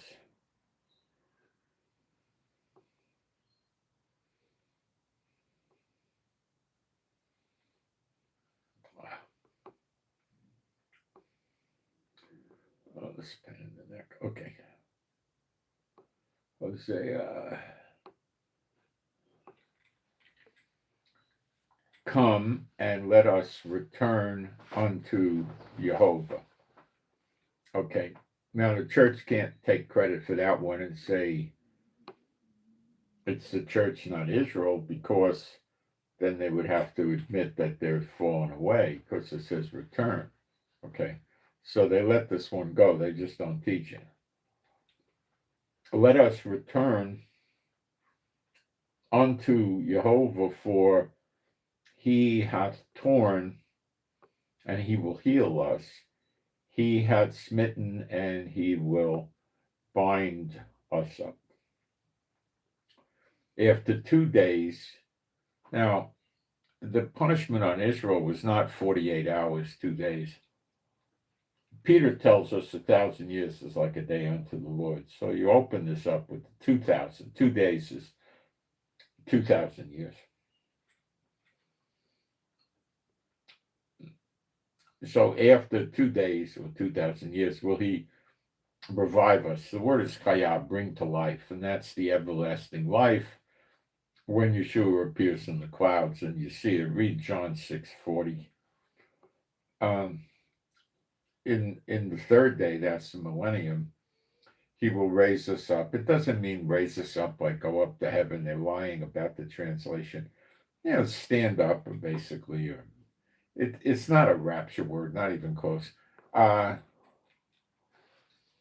we shall live in his sight, because Yeshua in the third day, that's the millennium, he's there, and we could see him, and I guess he sees us. Okay. In New Jerusalem. And in New Jerusalem, there's no offerings, because Yeshua is the high priest in the order of Melchizedek. But the scripture also says if he were on earth, he would be no high priest. New Jerusalem will be kind of on earth, but it's different than on earth. I mean, it's different than the earth. It's a special place that comes down from heaven, and he'll be in there. And there won't be any need for sacrifices, because he's the high priest in the order of Melchizedek, and he made one sacrifice of himself for all time and never needs to make another one. So there's no animal sacrifices or anything like that going on in New Jerusalem. Okay. Now, if you're a believer in Yeshua, you're going to be in New Jerusalem. You're in Israel, and all Israel shall be saved. They don't teach that, but why does Yeshua refer to the believers as his brethren then? Of course, he treats you as his brethren if you're non-Israelite. Doesn't matter. Yeshua is not screening people, or Jehovah, I should say, is not screening people based on skin color, language, country. That's absurd to think that. Okay. Now,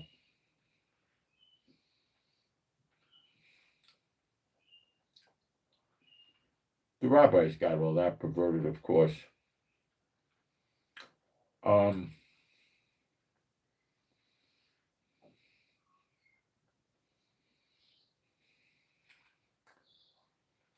The Israelites got a ways to go. Things will be very different for them. And they need to understand that. And we have to be careful they don't fall into the trap of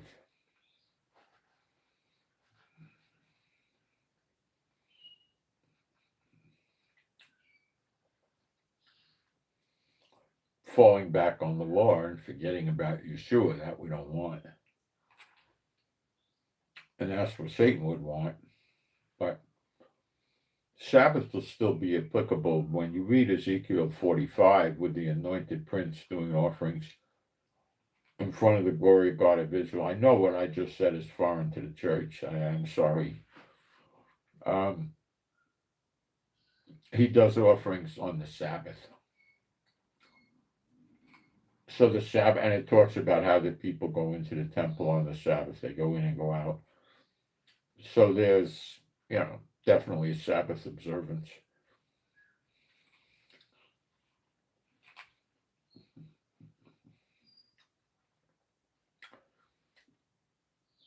But Yeshua is the Lord of the Sabbath, right? Okay.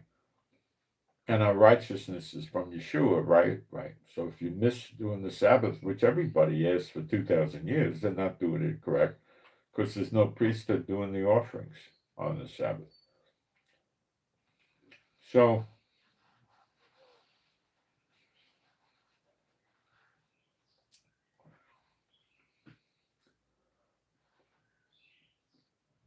the Sabbath doesn't undo the work of Yeshua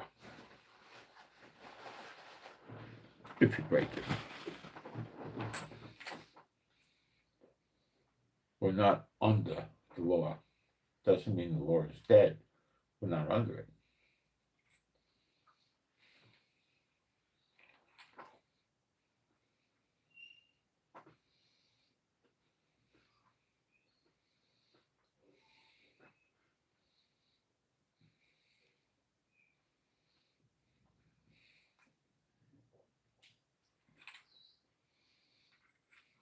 Now, there are things God tells us in Galatians 5:19-21, and I think it's Acts 15 or Acts 10. and it's Acts 15. Not the meat of the blood in it, or strangled or sacrificed through demons. And other things it tells us that will keep us out of the kingdom of heaven. Fornication, adultery, many things, divisions, like Apollos and Cephas, or Baptist, Assembly of God, Lutheran, same thing, division. Variants, different doctrinal statements, confusing the people. These are things that it says in Galatians 5:19-21 will keep you out of the kingdom of heaven. It says it.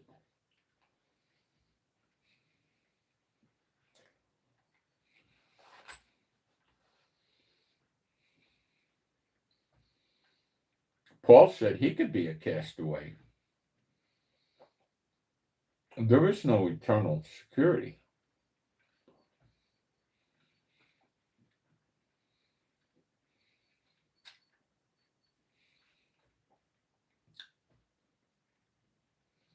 Satan and a third of the angels wound up being a castaway. They were thrown out of heaven, right? And they go into the lake of fire, right? And they came from heaven.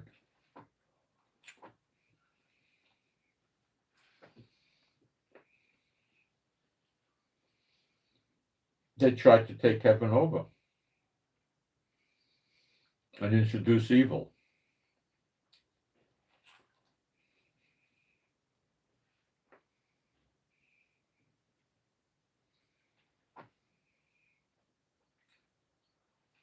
They were pretty shocked.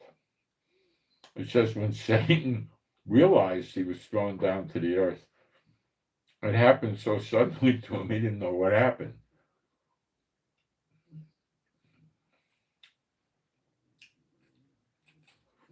Apparently, Michael flung him down here or something.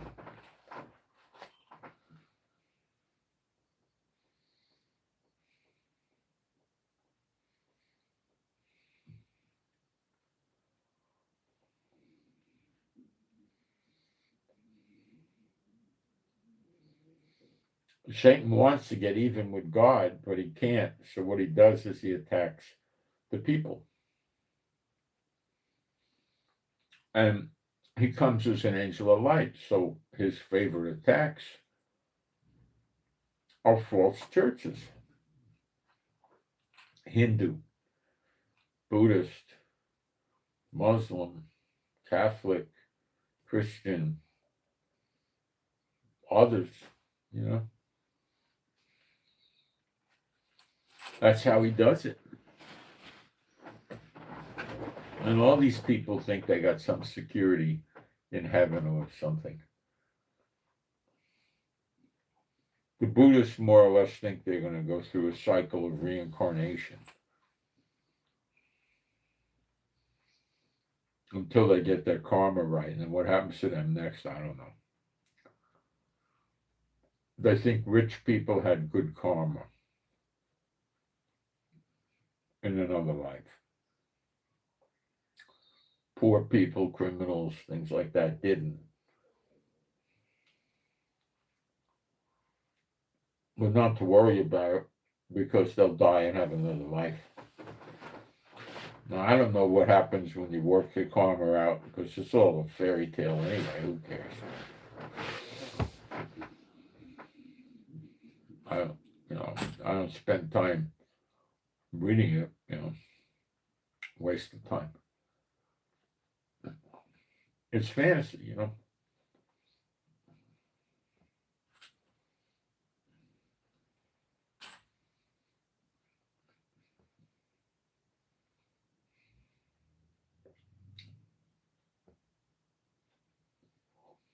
They are trying to fix the economy in Israel some, I tell you that right now, it's real. And they're pushing laws through. They really are. But I have not yet seen or heard anything about housing prices.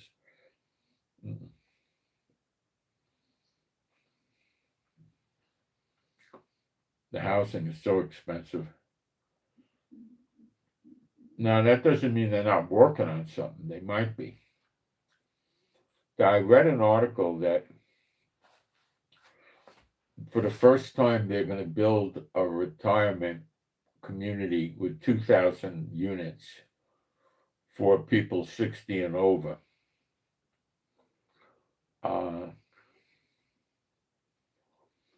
And it's going to be like, like in America, an apartment house complex where it has grass and grounds. And some of them have more than one swimming pool or a swimming pool, and a jacuzzi or jacuzzis, and a gym, and maybe a picnic area. I don't know, different things, right? And the apartments are more townhouse than an apartment building.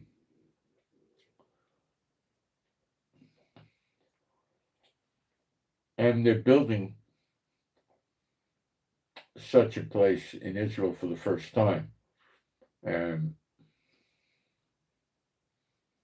I did not read that it was going to be inexpensive or for the poor or subsidized. So it's probably not.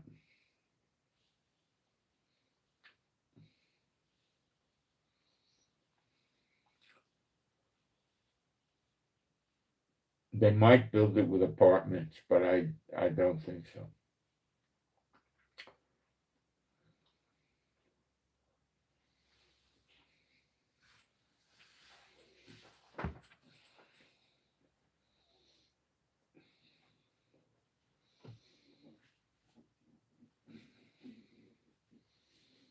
If they lower the cost of housing, they're going to get more people making aliyah. And they don't want that. This is Satan bot government. They don't want that.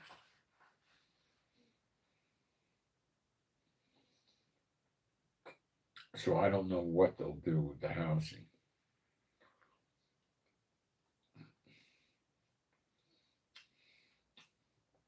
They made a deal with America, a duty-free deal where Israel can sell food to America and America can sell food to Israel.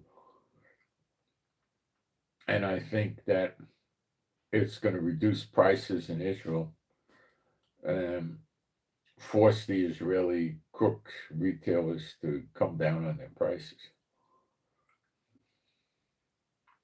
That's the hope.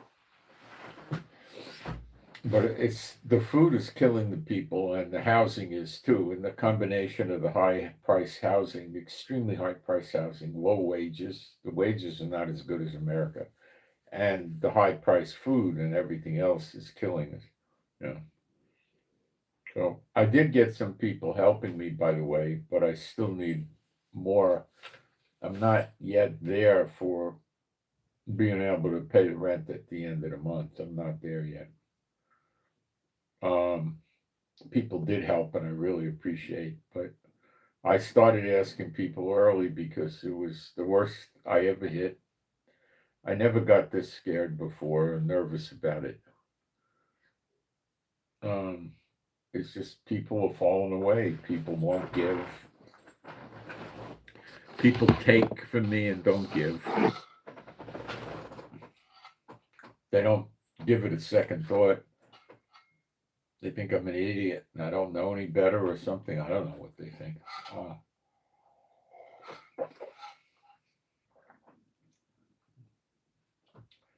As a guest, 90% of the people that follow me, or at least 80, don't do any offerings. Don't believe it's the gospel. They don't bother with it at all.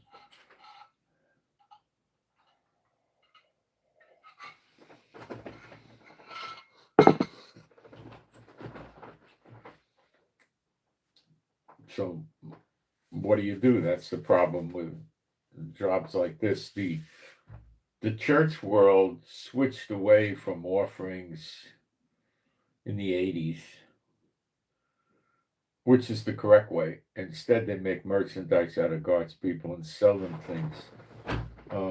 DVDs, books. speaking conferences, prophecy conferences, stuff like that. I can't do that. That's making merchandise out of God's people. They show them special videos in Patreon if you pledge to give a certain amount of money.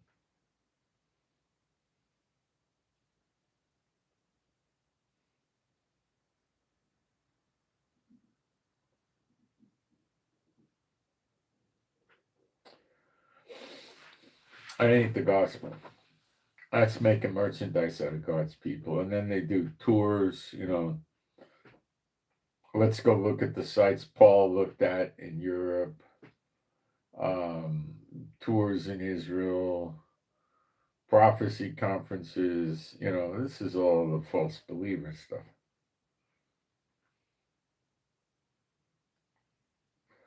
They try to fleece the people as much as they can to keep the people from giving to somebody like me. And they teach the people not to trust Israelis. So that's one of the dumbest things that I ever heard, because if you're not going to trust an Israeli, the prophets were Israeli, the apostles were Israeli, Yeshua himself was Israeli. So that makes a lot of sense, doesn't it?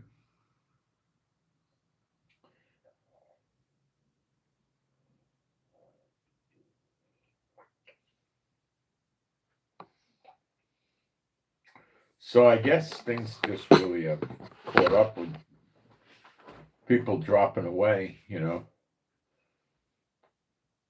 always get that. You get people coming into the true gospel in a flash pan, spiritual warfare, this and that, and then boom, they're gone. They can stick around 2 weeks, they could stick around 6 months, but then they're gone. I've seen that in the many years I've been doing this. I started doing this in, I think, 2013. I've seen it many times. It's sad, It always is sad. It's never nice. It's always sad.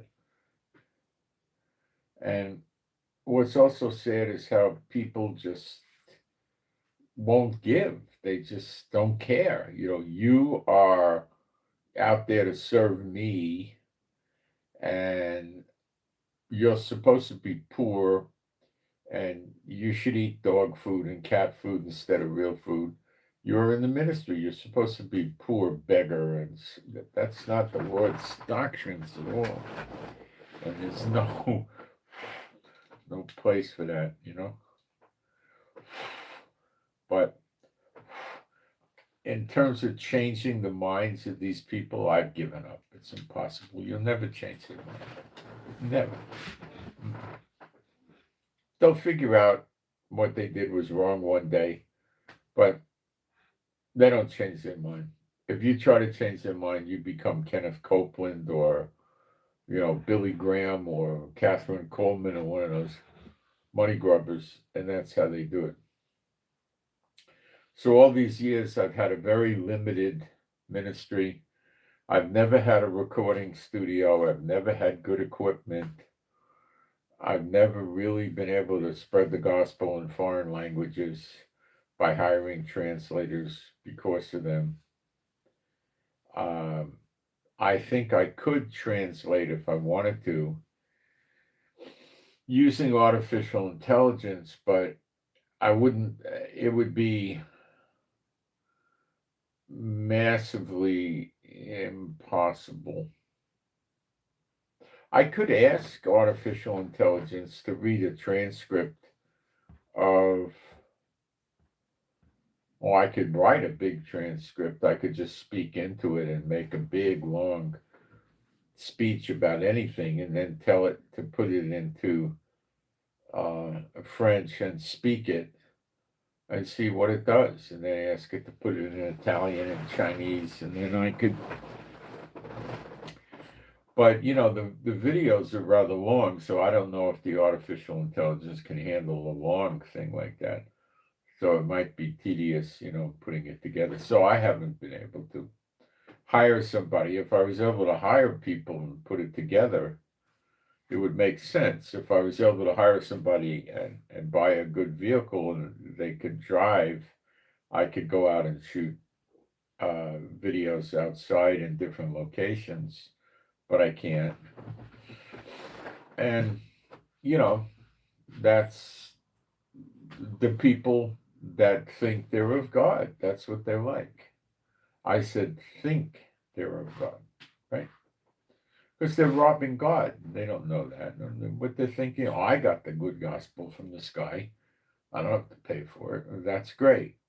You know, the idea of paying for it so it could spread to other people is foreign to them. They don't care about other people.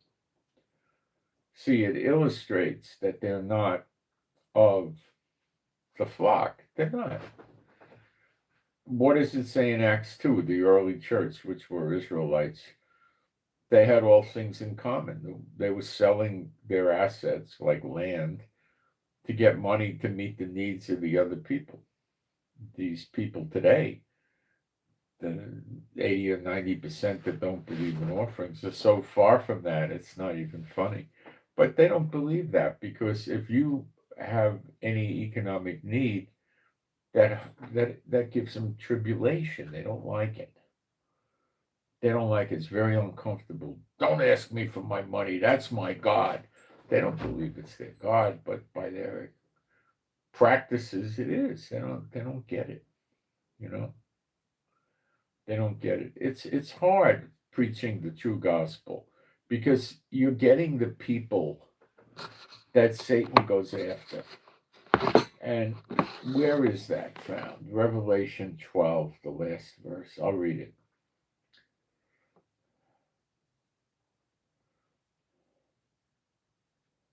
Uh-oh, hit it wrong. Try again. Revelation 12, 17.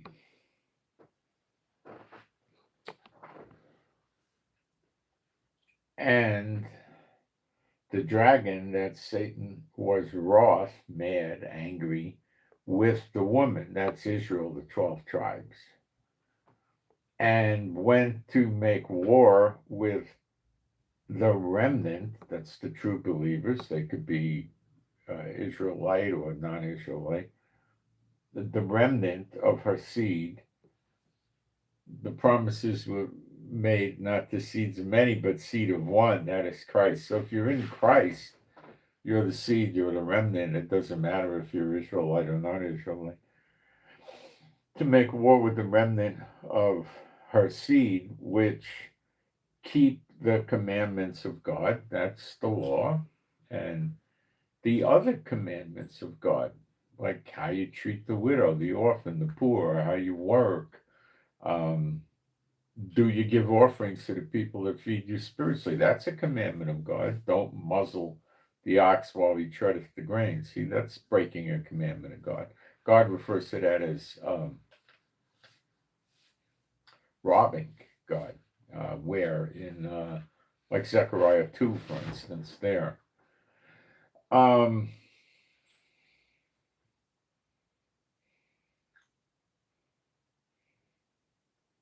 Which keep the commandments of God and have the testimony of Yeshua HaMashiach, which is referred to in another scripture as a spirit of prophecy. Correct prophecy, not incorrect prophecy. So I teach that. I don't teach Darby and Schofield. I teach real prophecy. And we follow the commandments of God. So he makes war with us. So that makes everything harder. You know.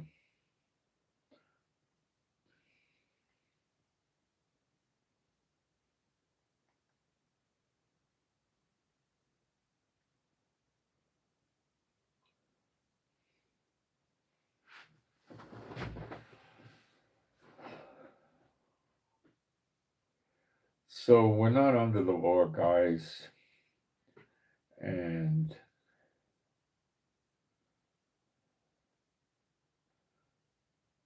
that's not taking your salvation away, and it's not giving you your salvation.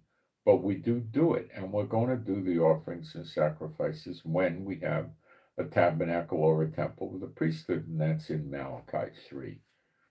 Elijah's actually, you see him training the Levites. And then when we achieve that, and it says the offerings are acceptable unto the Lord, then we get the blessings of the law on us. Nowhere in the scriptures does it ever say Yeshua is bringing the blessings of the law on us. So this is very complicated, and I know that. But now you can understand why the scripture says the law is not dead or done away with, and then Paul's saying we're not under the law, and our righteousness is of God from or through Yeshua HaMashiach. Okay? And the law was designed to point us to Christ. But the law is also to control how we live.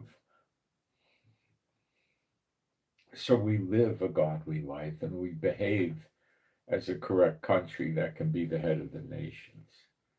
Okay?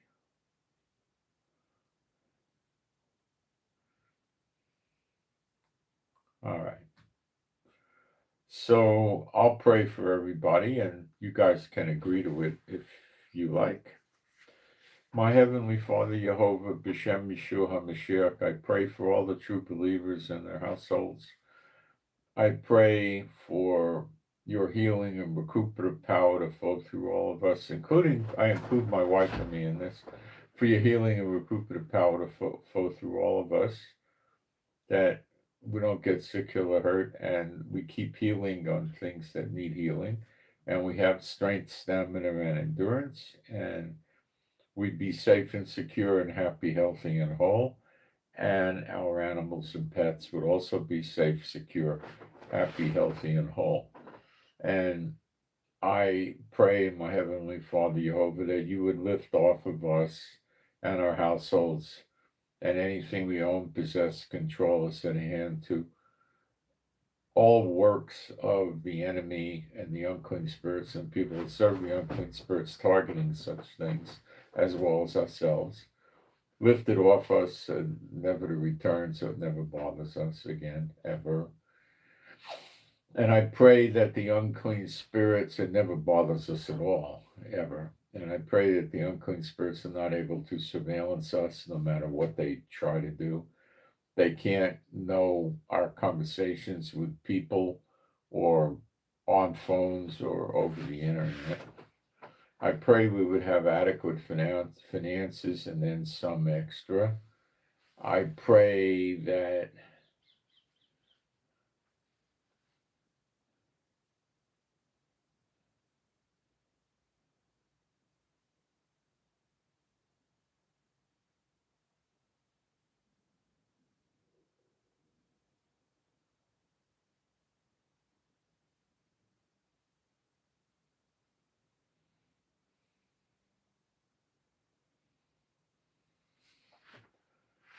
and I pray that we have good relations with our families and the people we work with and our employers and our neighbors, and we don't have issues with the government.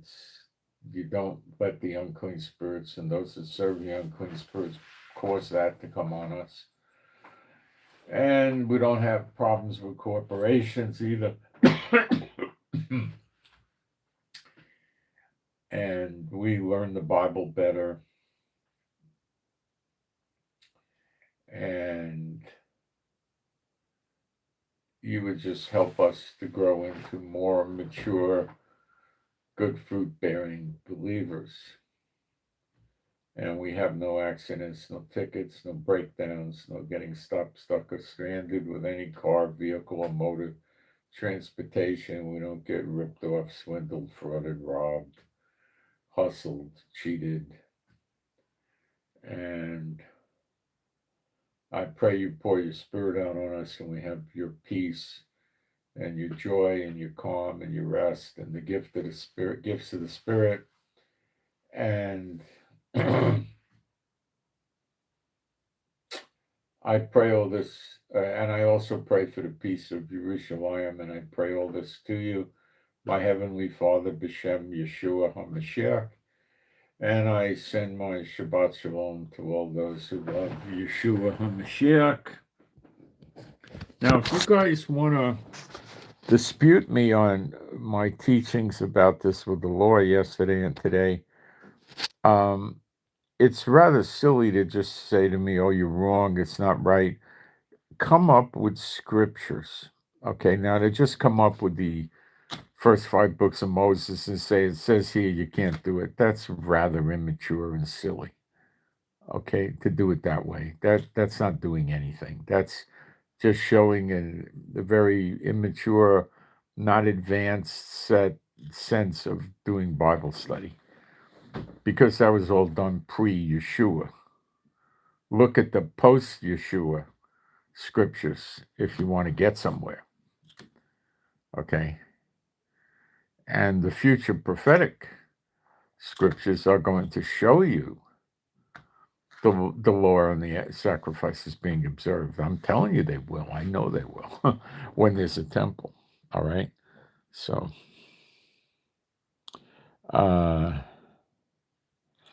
maybe I can see the post by scrolling this. Yeah, I could read this here. Okay. Let me take a quick look and see if there's a question in here that I missed. No, I don't think so.